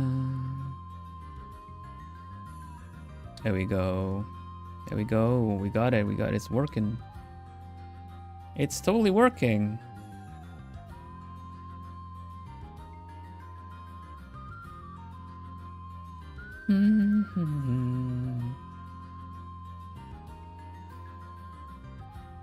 I want to do the light from behind this time. We're gonna be using let me illustrate the light again. We are gonna be doing light more so like this.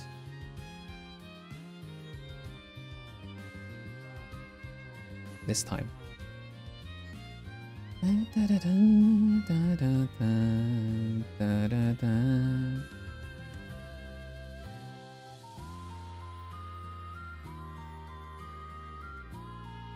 So, Mr. Bill is a wizard. I am an alchemist. I need magic items to perform magic.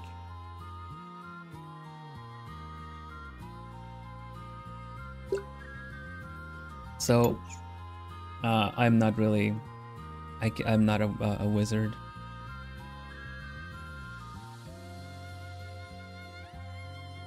My forefather was closely related.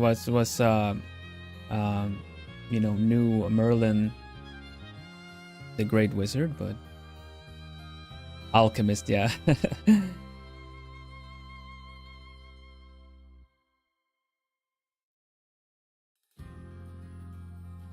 I feel like we would be friends in real life, except you would stay calm and I'd flip the house.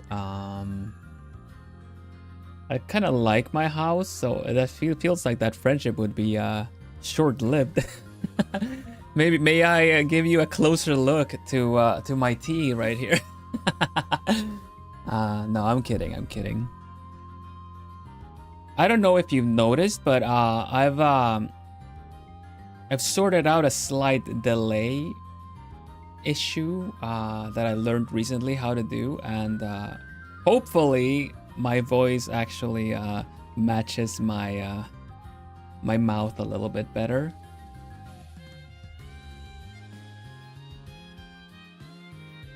I don't know if you do think so though.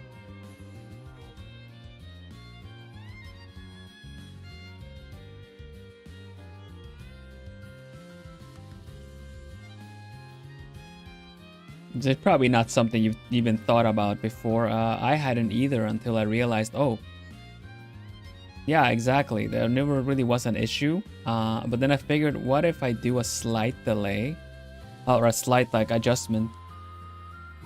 And then because multiple times when I've recorded, especially when I've recorded my shorts, No, no, no. You like I hadn't noticed. I only noticed it when I did my shorts because of things like Quattrolingo, my language-based shorts. Then I would say the word, and then my mouth would say it after. You know.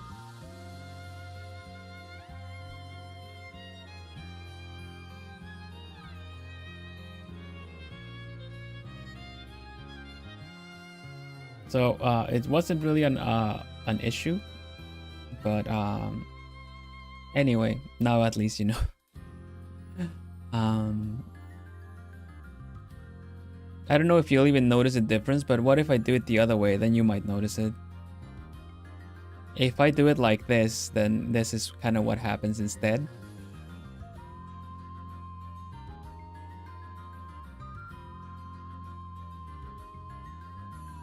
But if I put it back, it's a little bit more proper. I didn't ask you to notice what's different about. I would never do that. That is so unfair to do. You notice any different? It's like, can I get a reference picture? Can I get a reference and then do like find 5 things that are wrong?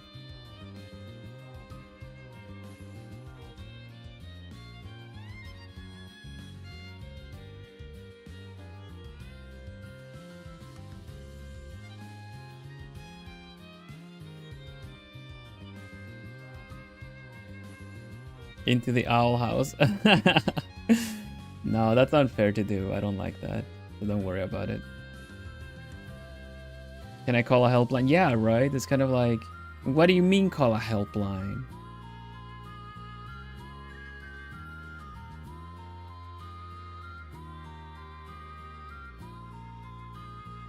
I've been streaming for you for like almost a year and you don't notice?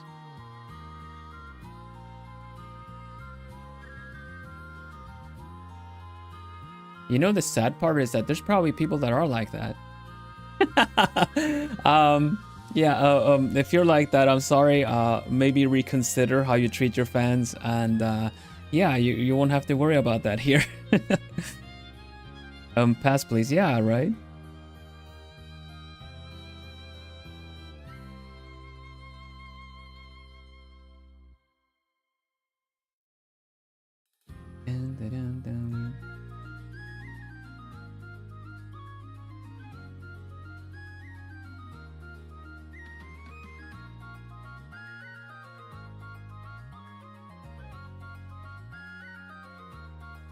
Yeah, I gotta speed up a little bit, or we're not gonna be able to do this in time.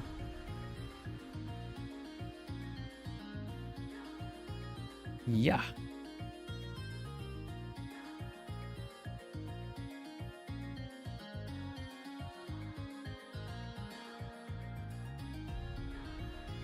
Plumies would scatter, probably. That would be so mean. I wouldn't do that. Watch me do it at some point. I would never. Lamo.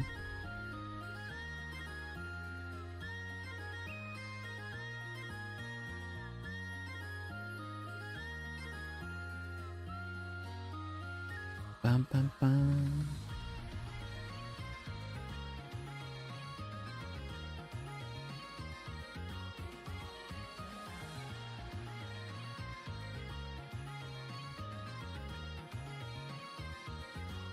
I'm clearly wearing my ivory jabot today instead of my eggshell one. Oh my goodness.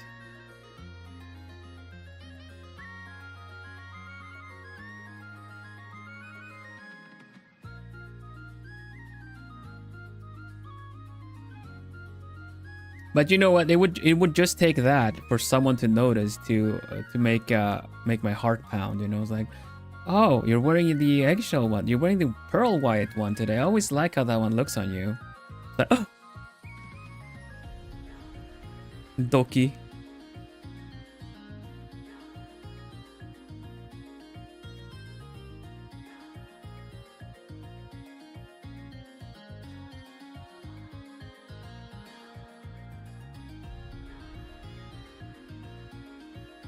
think I need more substance in this before I make it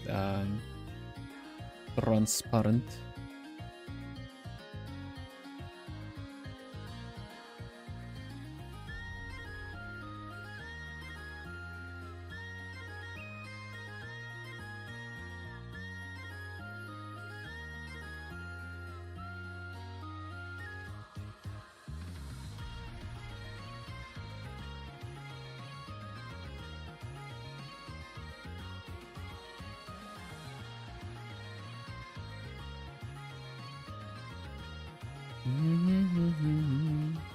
You know, calm people actually, calm people actually very talkative. I have not very talkative friends, but when they get comfortable, they talk a lot. It's a new side of them to me, and that's really fun.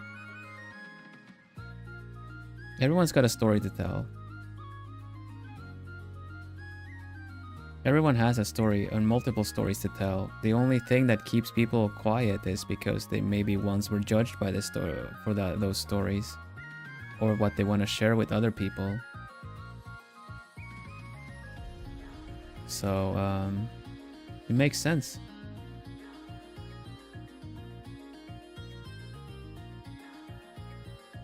People don't start hating their voices unless they've been teased by it or made aware that there might be something wrong with their voices.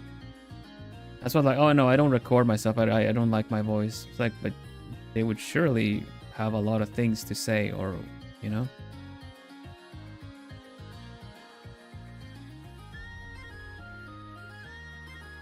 It's mostly the first impression in general, you know.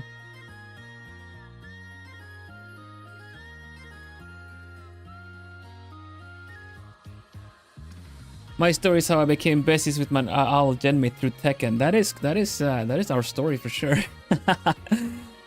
Tango, hello. Also, would you be the kind to tell your Mimi Dachi some days, like, do you notice anything different about me? Because we were just saying that is kind of mean situation to put someone in. But to be fair, Plumies, Dango would be the kind of person to say, like, oh, you're wearing your pearl white yabo today. It looks really good on you. I don't know. Ambrose is really good at picking up on details like that.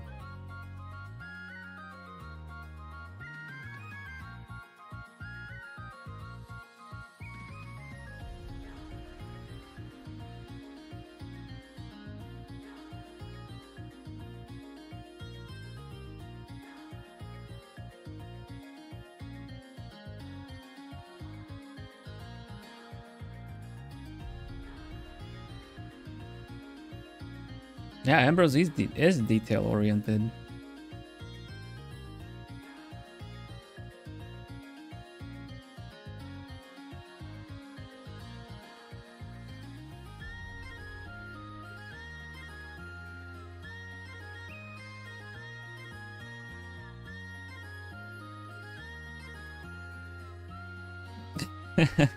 Your shine is definitely the same as always. Oh. Oh.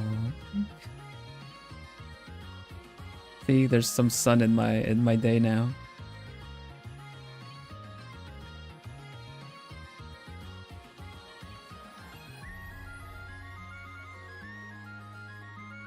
Komiyama smooth rose.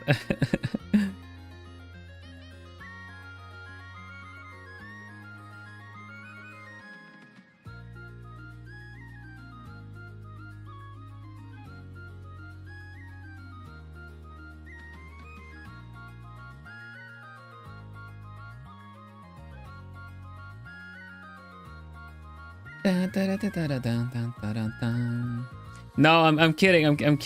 There's nothing different about me today. Don't worry about it. There's nothing different. I'm just saying, like, oh gosh, I'm sorry. I didn't mean to actually make you look. No. I'm just saying that it's very mean to do to your fan base.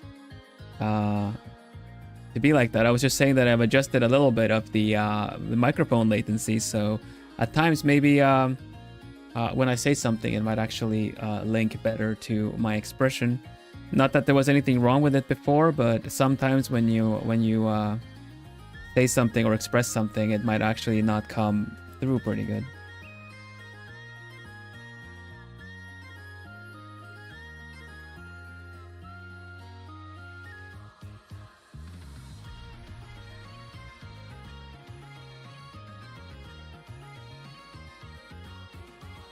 Self-fulfilling prophecy, no!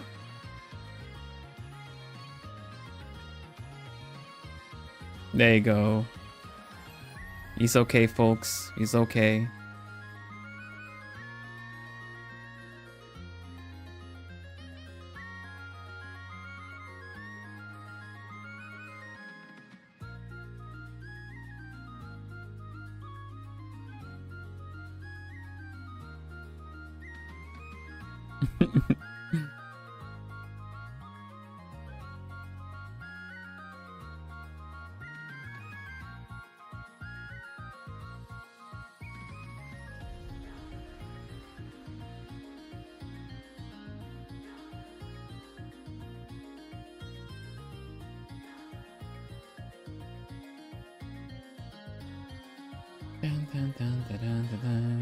Okay.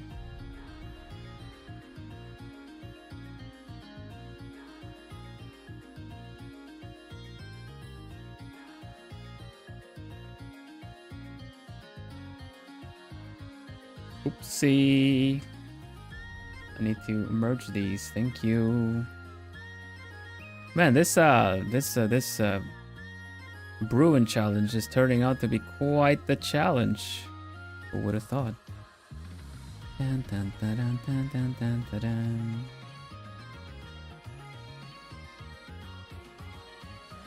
And the source of the potion.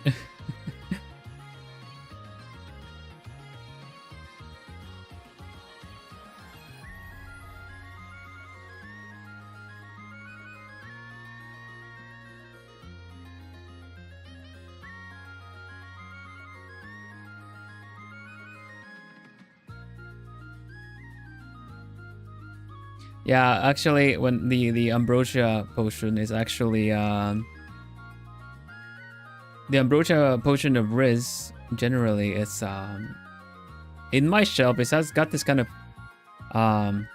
condensed ingredient that it's not too hard to come by, but it is quite powerful.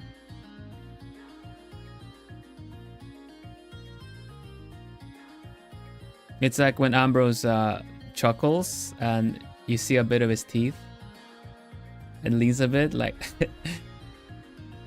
you know, kind of not really full on laugh, but just kind of a chuckle. You know how they say stevia is sweeter than sugar? Well, that one is sweeter than stevia, I think.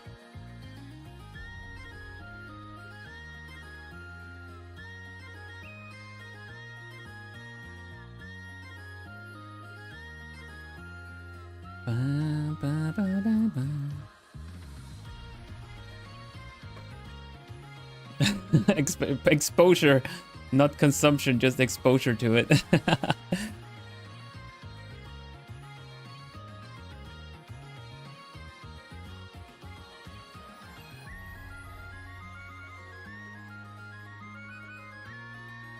Yes, okay. I'm gonna try with this potion right here, okay?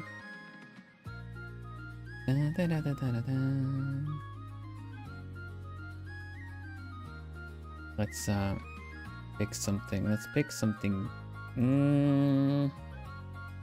I don't know what we should pick for the table. It's fine.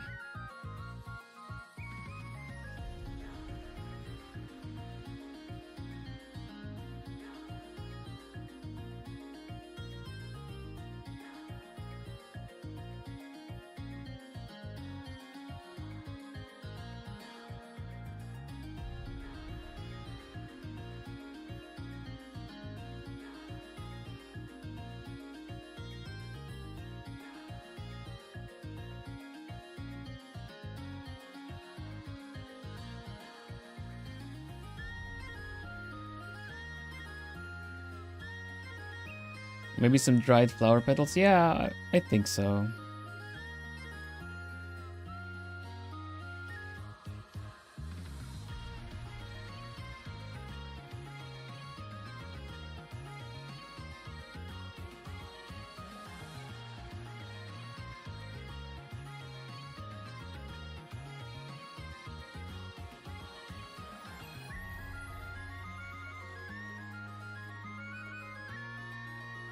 Okay, we need to consider.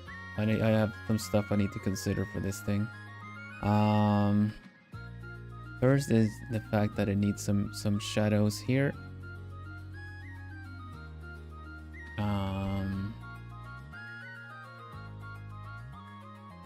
And then it's the fact that it needs some shadows on here.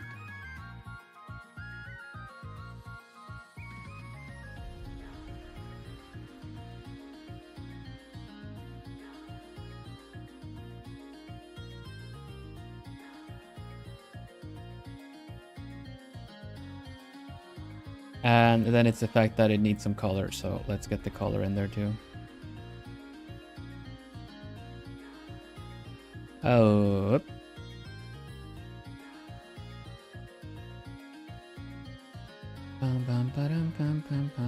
What's a good color for tea? Something kind of like this, yeah. The bottle needs another color, or the bottle, I mean, like the actual.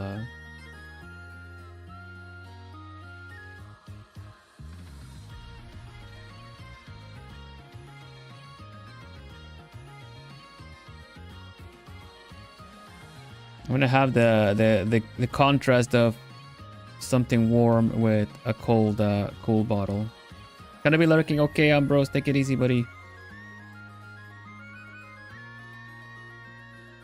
Thank you for dropping by. It's always nice to see you. Sorry, Ross, you're confused. Yeah, the tutorial is the first part of the stream. This is me just essentially accepting a challenge to drawing a potion. What can I do to maybe help your confusion?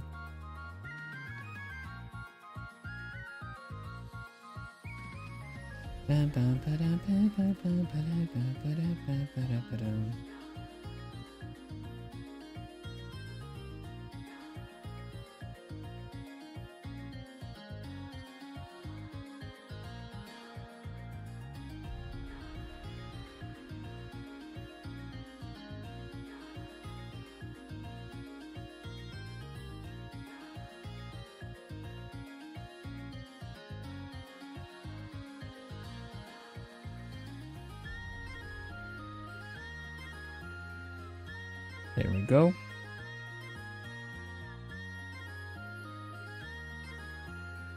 Orange peel tea, some orange slices. That would be pretty good too, actually. Purple's like death potion? Yeah, it could be. Could also be lavender tea.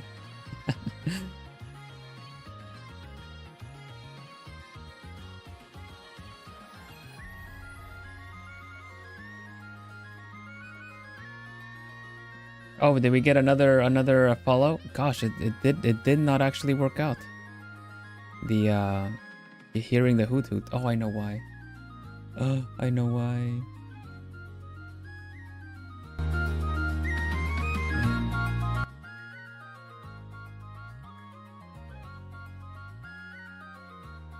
Oh yeah, oh gosh, I'd really want to try that tea sometime. Magic one.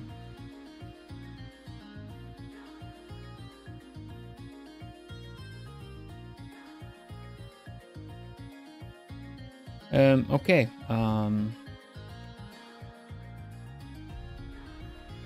Next thing is like what color does the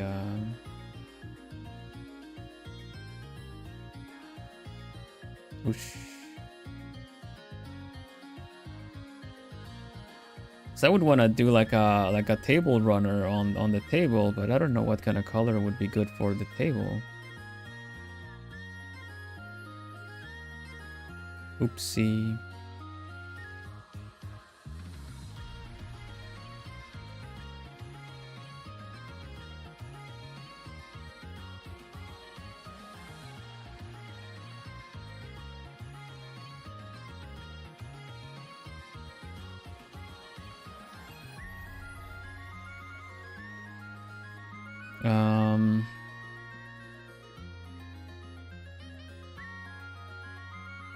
I think I'll consider doing a detail like this.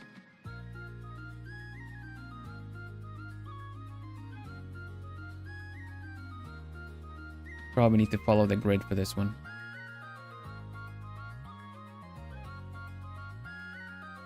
Somehow.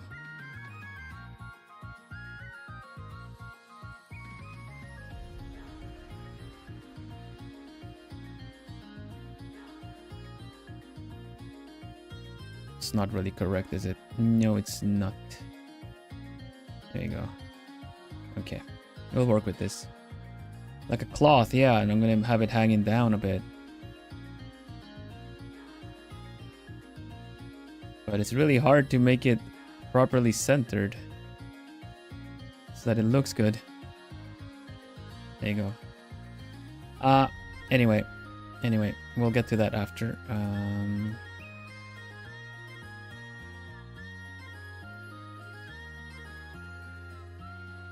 Honestly, I'm overthinking it quite a lot. It's just, we're really just at the part where we start putting some effects in this. So let's just put the effects in. Right? What is there to even be waiting for? So let's just do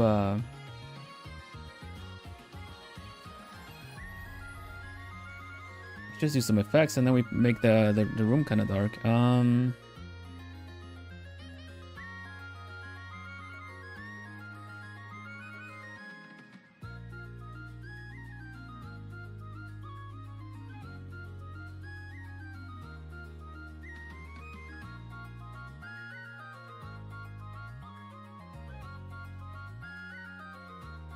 This part needs to be very, very like this, I think.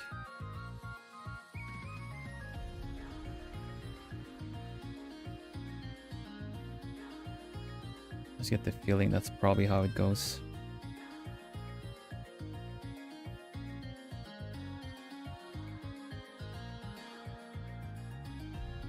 Yeah, the T to the bush and back, yeah.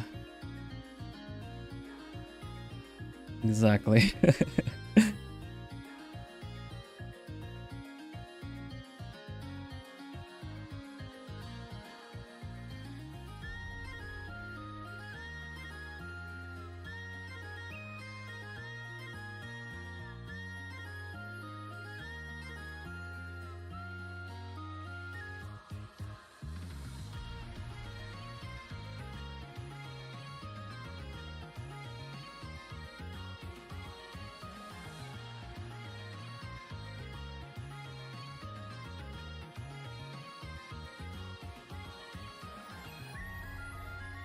Dang it, I needed to do it. I needed it to do it. That's fine, it's fine.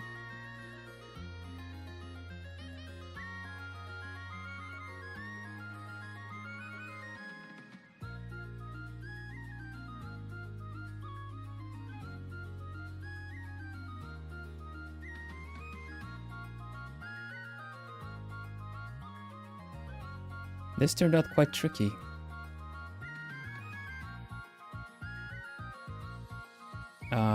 Props to you, Bloomies, for issuing the challenge.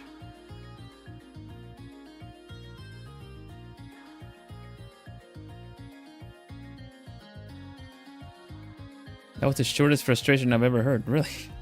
Was I frustrated?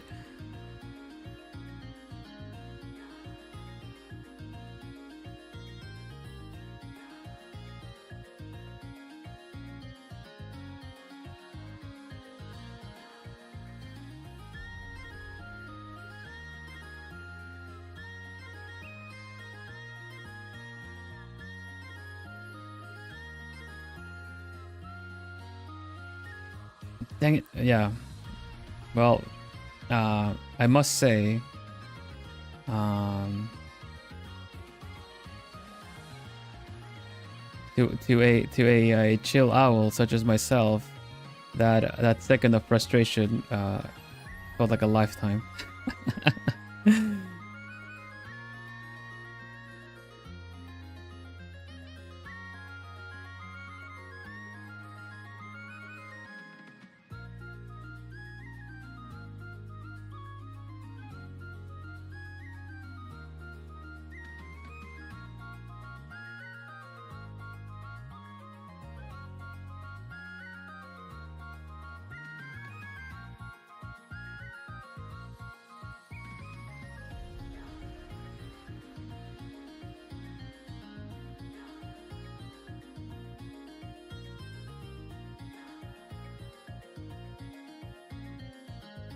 There's no use getting hung up on things, but it was genuine.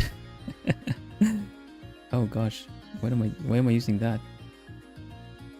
Huh? Huh?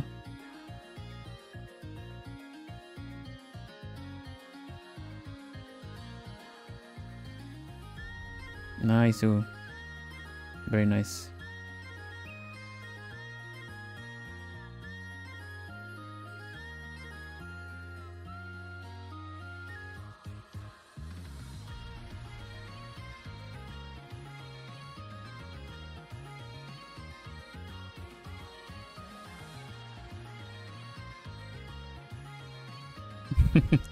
So funny, because yeah, it was like genuinely frustrated for a moment, and then it's gone. But it's like, oh dang, actually happened.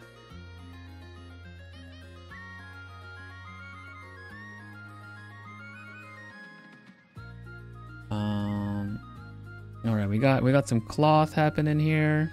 Let's start commentating a little bit of what's going on here. We got some cloth details happening now. I don't think we need to put any details to the part of the cloth you don't see. But I like the I like this this little touch here.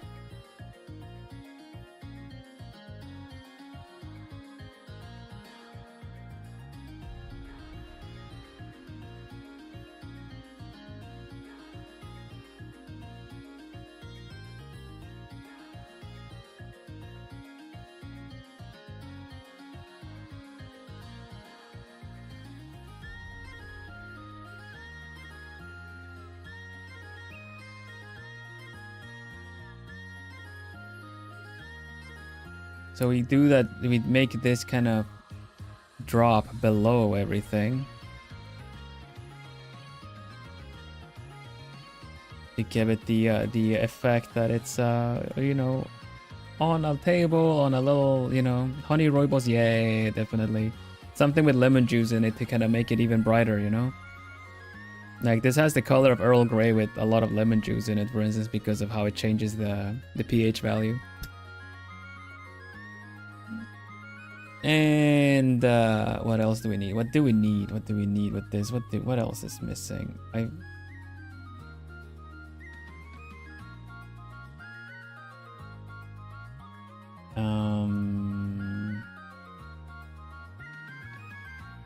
The color of the table, I guess.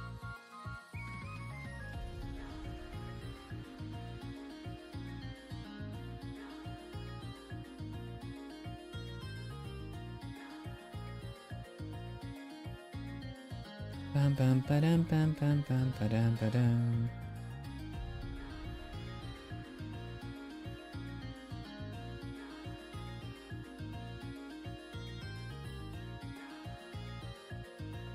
Oh, those are actually lines. Okay, we can. Oh, those are the lines. I see.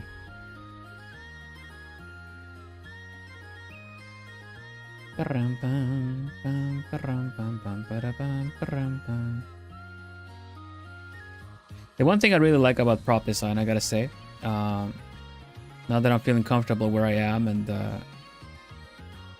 where we're headed, the one thing I really like about it is that the more freehand you do, the better it looks, in my opinion. I feel like, you know, a kind of wonkier lines kind of give it the more personality, cartoony style, you know, a bit more cartoony personality. One thing I kind of regret is how the liquid seems to have this kind of line on it here. I don't really like that.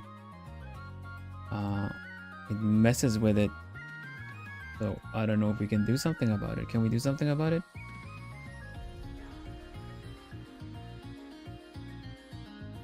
It's very I feel like it's quite important to still follow a kind of a reference, and you know, like having a grid is a good reference for this kind of stuff.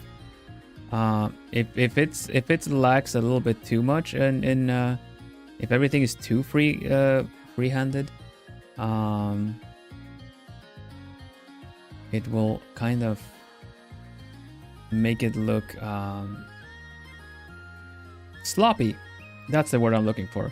If it's free-handed to the point where it doesn't follow a kind of a grid, a perspective, it'll look sloppy. It'll look like it doesn't belong. It'll look kind of weird.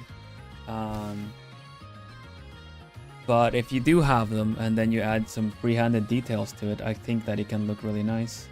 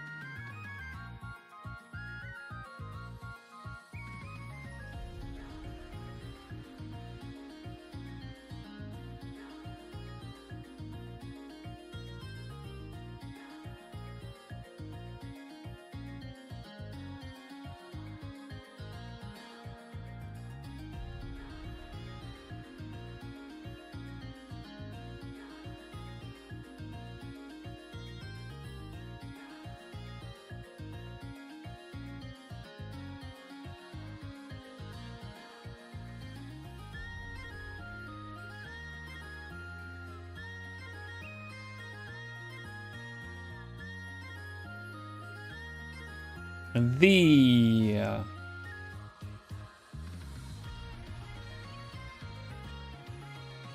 the shelf.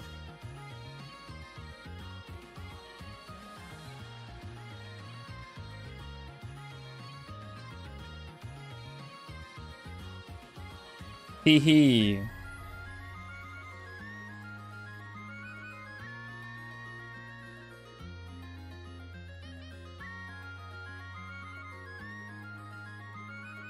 What'd you guys say? Sugar cubes? You put sugar in your tea? Barbaric. I'm just kidding. That's a good idea. They're easy enough to add in here after all.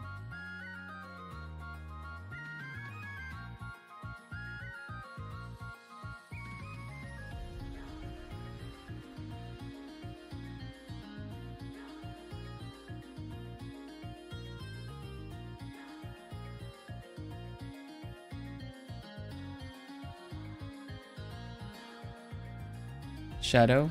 On what?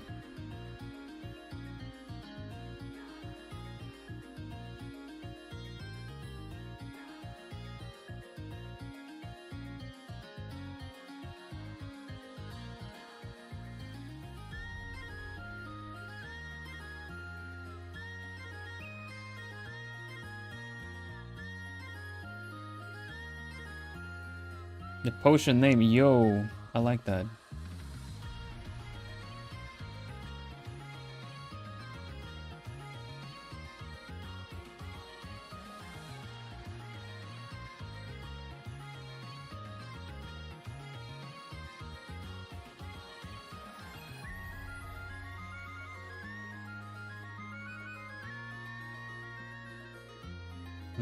I still feel like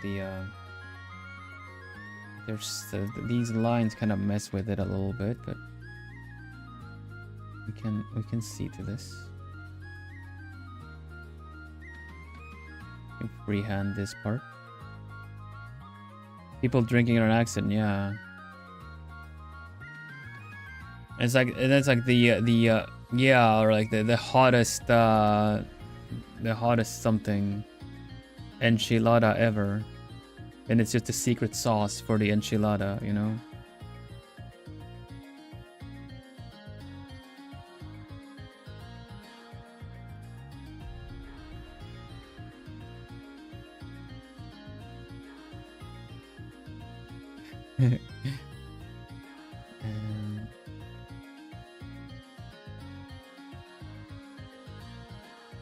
I feel like we're missing a little bit of shadow here and there on the shape of things. Yeah, this was a really tricky one. I would probably need to practice it a couple more times if I actually were to to use it for something or have something better presented. But the idea is definitely there. The hottest enchilada extract.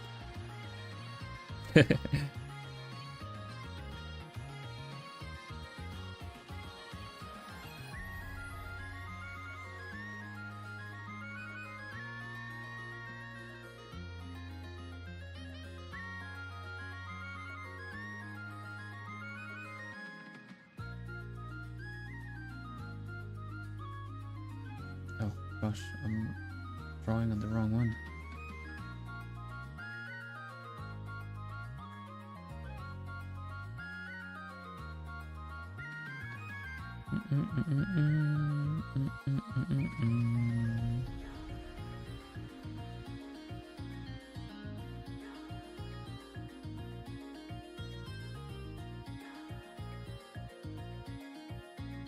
So yeah, if this was maple syrup or something, obviously they would be less translucent, but it would be similar, a similar kind of light on it. At least I believe so.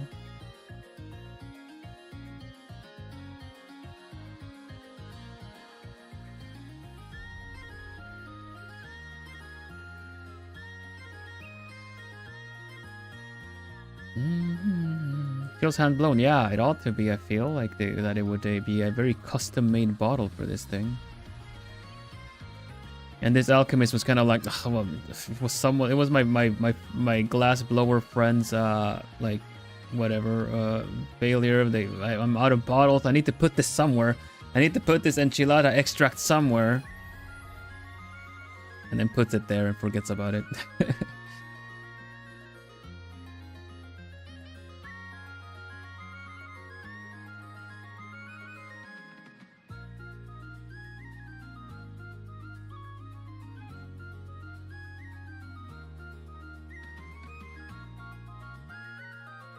Yeah, you can build a whole world around this thing. A whole story around the silliness of this. I'm messing about.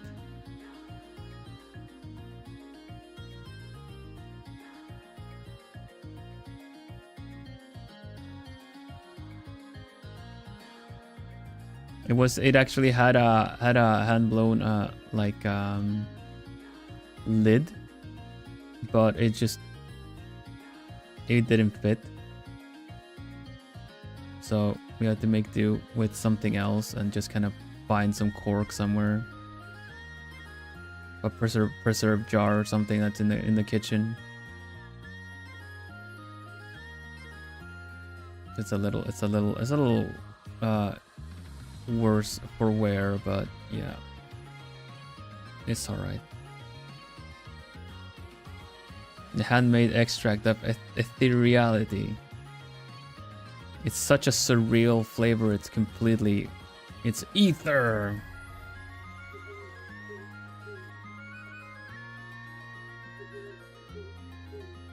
The timely owl is telling me we're closing in on the 2.5 hour mark. Got lost in the move. Yeah. There you go. That's better. It is actually in the on the cookie jar, but you know, it is kind of seen as the cookie jar lid and nothing else. So, or it's like, or it's in some weird DVD cover of a movie. You know, with that. So when you're suddenly looking for, man, where's the cover for this DVD? I was like, and then you open one, it's like, oh, what's this glass lid doing here? Oh well, I'm sure it's important. I'll leave it there.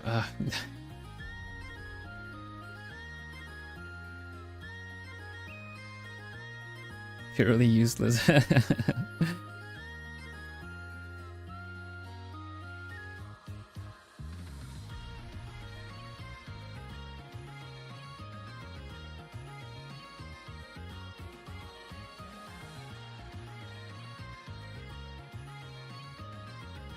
Well, this is polished whatever it would be, whatever, what have you. So this hits too close to home.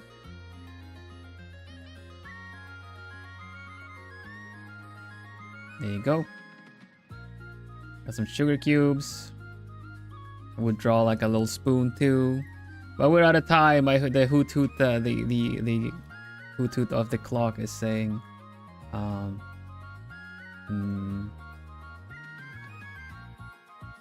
we hit the mark.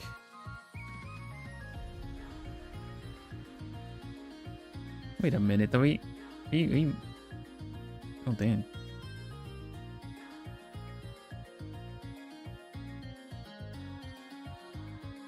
This is so interesting. This is messing with me. I'm color sampling here because it's dark and I want to make this darker, but these are the same shades. See?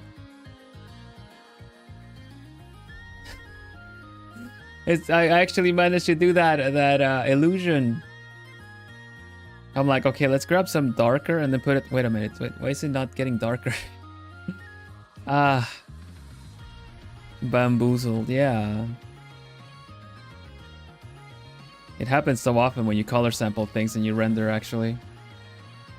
Color theory, yeah, I know, right?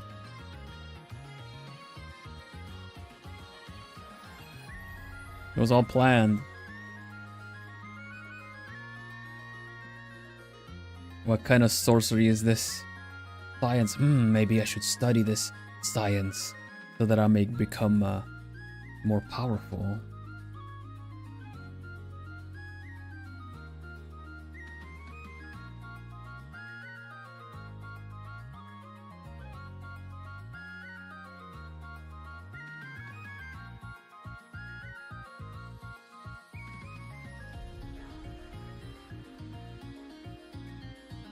So yeah, going in and adding some stuff like this to the stuff like the cork really gives it a lot of personality. So even after you even draw something, it's always save it, of course, and you can go in and see how much you can paint on top of it, freehand-it, you know.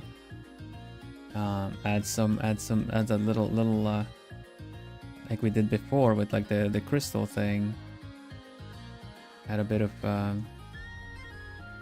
add a little bit of extras. The alchemist of color and light. And light!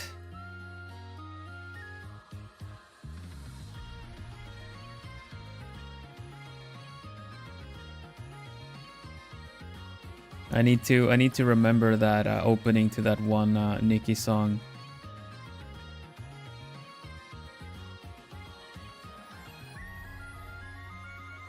Like, what is your favorite color? It's nonsense. There's no such thing as a... What is it? I'm gonna have a look at how it goes if it's translated. I really like the opening to that song. It's First by Nicki. Popular voice actor saying the opening bit.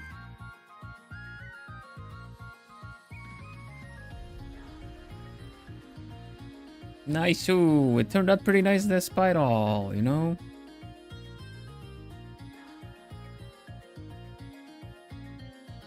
Yeah, add a little bit of, I don't know, does it even work to add a little bit of a gradient map to this? And give it some gradient maps. The values are good at least.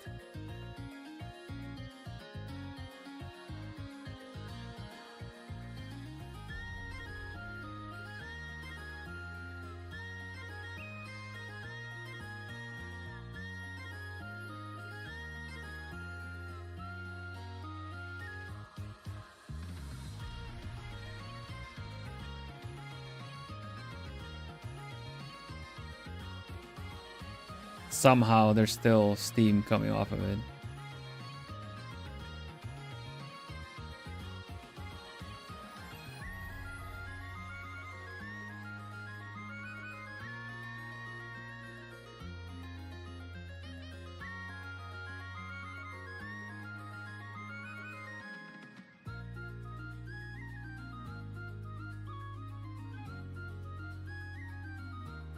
But of course, there's you can keep adding more glow to everything to make it more.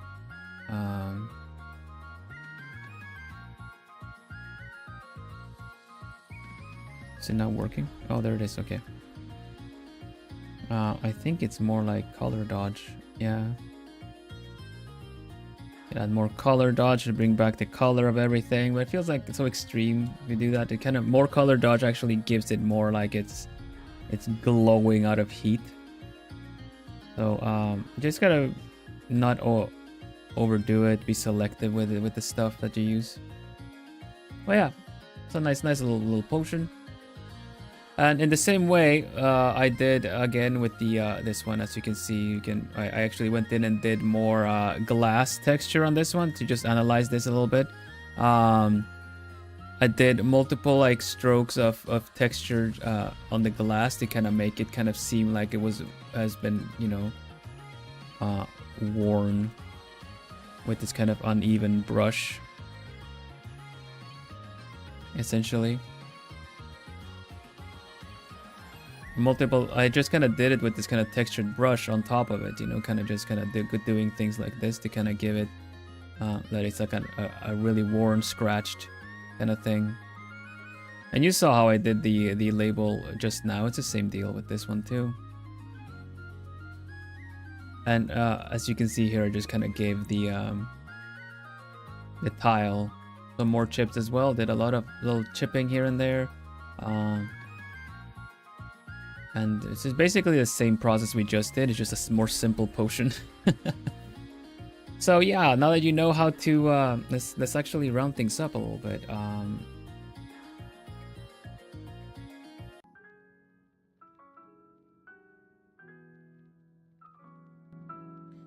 So now you know how to draw a potion.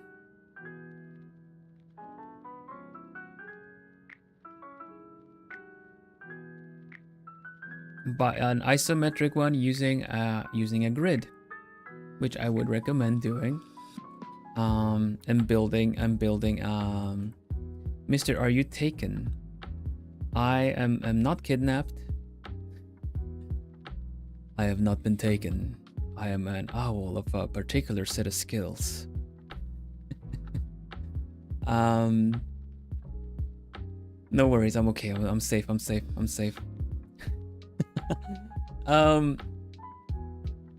So yeah, now you know how to draw a potion, and we're gonna use that grid. He's been taken. It's a free owl. We'll use that grid again for another tutorial later on. I'm thinking another kind of prop art object that would be fun to learn how to do. And we might actually end up drawing the keg after all, but it's kind of closely related. Once you know how to draw the other object, you'll be able to draw a keg as well. Now, I feel like something that is very basic for potion-wise stuff is, of course, you know, like a very good place to begin with prop art is potions. And definitely like something that kind of bends the usual geometrical figures such as spheres or what do you say, that like cylinders and spheres. You try to mash it all together and make something new of it. I think that's kind of a good place to start prop wise, whether you're doing it in 3D or you're sketching it, you're doing the concept. It's good to start there so you can start seeing what you can do with all these geometrical figures. Did I miss the stream? If you just showed up, then yeah. See me after class. You get detention. I won't be there. Yeah, we're ending soon. Sorry, Ace.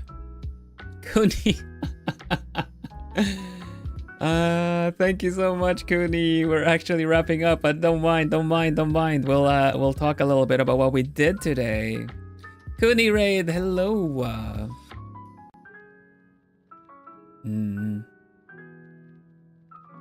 Hello, Raiders. Bello. How are you doing, Kuni? What were you doing? Kuri, hello, Kuni Raid. Hello, everybody. Welcome, I'm Vilhelm Vanderbos, the noble owl of Globie Generation 2.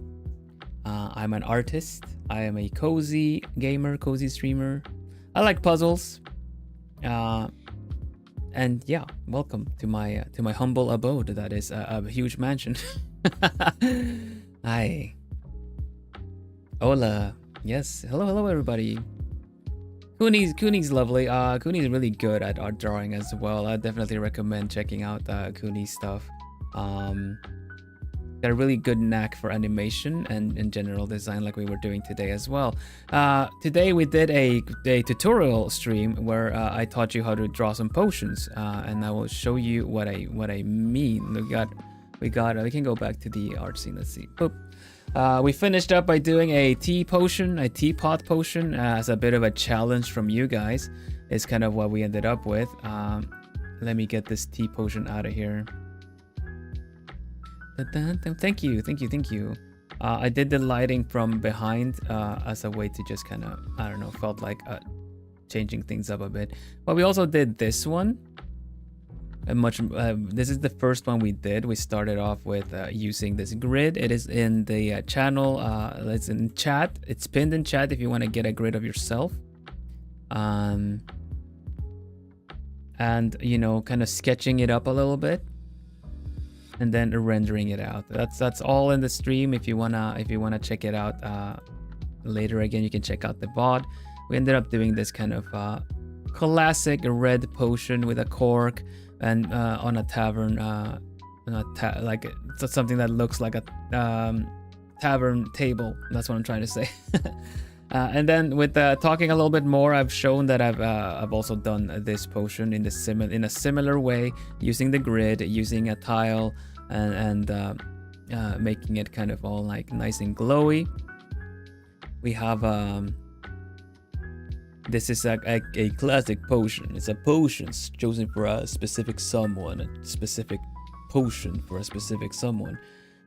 So yeah, you learned how to use the grid lines, the isometric design grid to set up for stuff like this.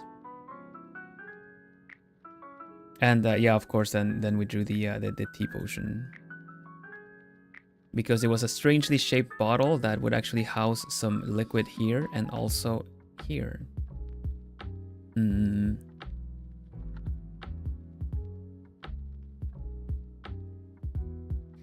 ba, ba, bum. Ba-dum, bum. Yeah, welcome everybody. Do we transform to a giraffe if you drink it? I don't know what happens if you drink this. I don't even remember what this is. I thought I was clever at the time and wrote THEE for the humblest eternal. I don't know. It was one of those cases where I had to get it out and put it in somewhere and mark it something. So, and then I thought, like, you know what, I'll remember this. 2 years later, I'm like, what the heck is this? The far back of the top shelf, you know? It's like, ugh.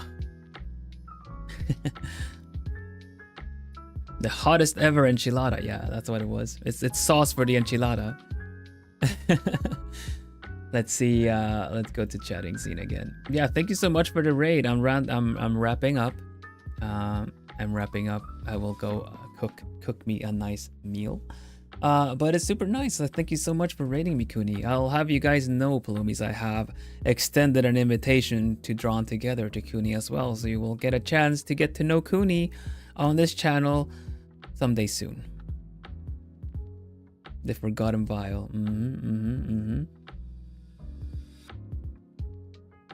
Yeah, that is I'm completely going for wanting to get to know more art mutuals, art creators, everything. Initially for doing the doing a one-on-one drawing, just talking, so you guys, you Paloomies, get to know them.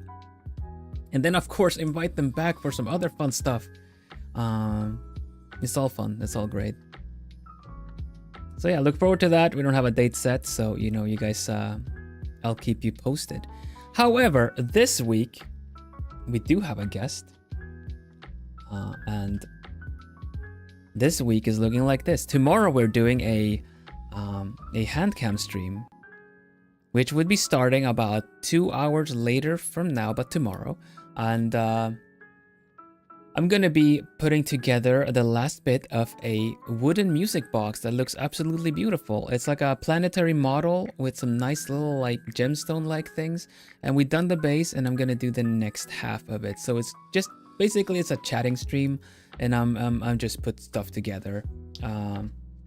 Like I'm building the wooden model in the meantime, you know.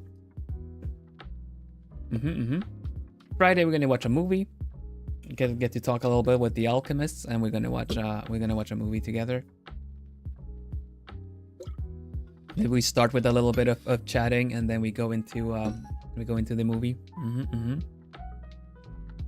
And Saturday is the Drawn Together episode 2 with none other than Rika Yamano. Although you guys might know Rika as the block puzzle nemesis, because we were part of Topple Pop, which is a fun little block puzzle game, where you play characters hanging from a bungee cord. And yeah, Rika and I, we went head to head on the last round, and it was quite even. It was fun. It was we were throwing insults at each other. We were throwing compliments. It was a whole story arc, just the true block frenemies. Yeah. So and Rika draws and rigs. So I thought it would be cool to bring Rika in, ask her what she's about, what other stuff she likes, and let her also ask me. And hopefully we don't end up fighting. But no, I'm gonna suggest that we draw something very block puzzle, Topple Queen, yeah, very block puzzle related. I'm curious. I like block puzzles too. I think Rika might just kick my tail feathers in Tetris though. That would be interesting. That would be another stream. And Sunday is less of a cozy game. It's a funny stream. It's less of a cozy stream because we're going to be playing Liar's Bar. I'm invited to Kohaku's birthday, so please drop by and have fun as we play a poker Russian roulette kind of situation with my brothers in Equinnox. We gotta take out Kohaku first, right? It's his birthday. We need to celebrate it with a bang, right? Never mind. That's the week ahead. Thank you for dropping by, everybody. Let's have a look, see if there's anyone we can send everybody to. Otherwise, it's nice knowing you all. That do you stream? Yeah, it is on Kohaku's channel, but I will stream my POV. That's why it's on my schedule, so to say. But yeah, I will be streaming my POV. If you want to be on my ring side and cheer for me and stuff, not cheat for me, of course. I just gonna want to mute the guys and maybe talk to you guys about what I'm thinking, what I want to do. Did we get homework, Wilson? Say, yeah, I would love to see any of the potions or anything that you draw if you want. I would love to see it. I don't know what I haven't thought of a hashtag, but if you do, you can use I'll go live or I'll be teaching. I'm not sure which ones to use. But if you do end up using the grid and create something with it, I would love to see it. You can just use hashtag Vilhelm Vanderbos. Vilhelm Vanderbos. If you post it to social media or something like that. And yeah, I'll keep a lookout. It'd be interesting to see if any of the teachings are actually helping and having people enjoy this, because my mind was blown when I learned about the grid and the isometric angle of stuff like that. That's why I really like drawing prop art.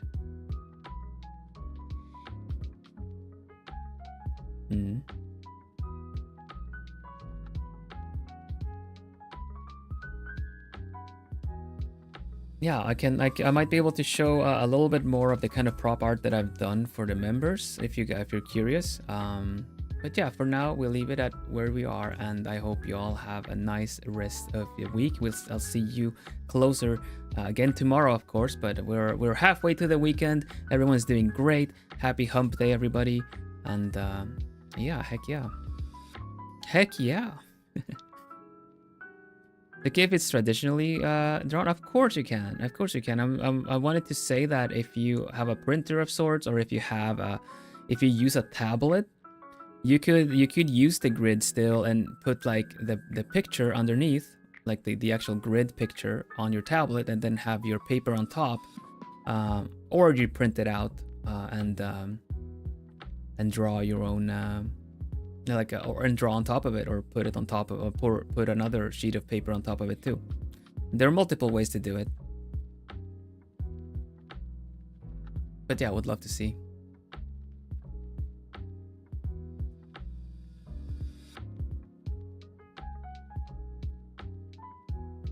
I don't see anyone just yet. Is anyone gonna go live soon?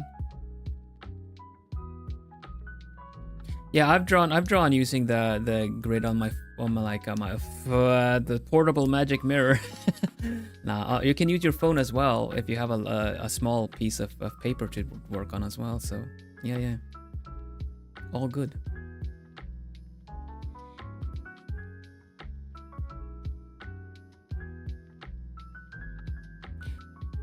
Otsu Daikon, what the heck? We got the cool guys. Thank you so much. Daikon's also up next for my drawn together. Oh my goodness. Oh my gosh, was that a spoiler? Oh my gosh. Yeah, that one's gonna happen. I still want to suggest. I know what to suggest to Dai. I still want to. It's gonna be a good day to die. Daikon. No, I'm kidding. I want to suggest what to draw with Daikon as well. I don't know how to draw. No, right? You don't know how to draw, so you should watch my tutorial back if you don't know how to draw a potion. Did you just see? Or did you just enter? We drew some potions. I drew a teapot potion. And I drew a potion like this. This is if you follow the tutorial, it shows you how to draw this.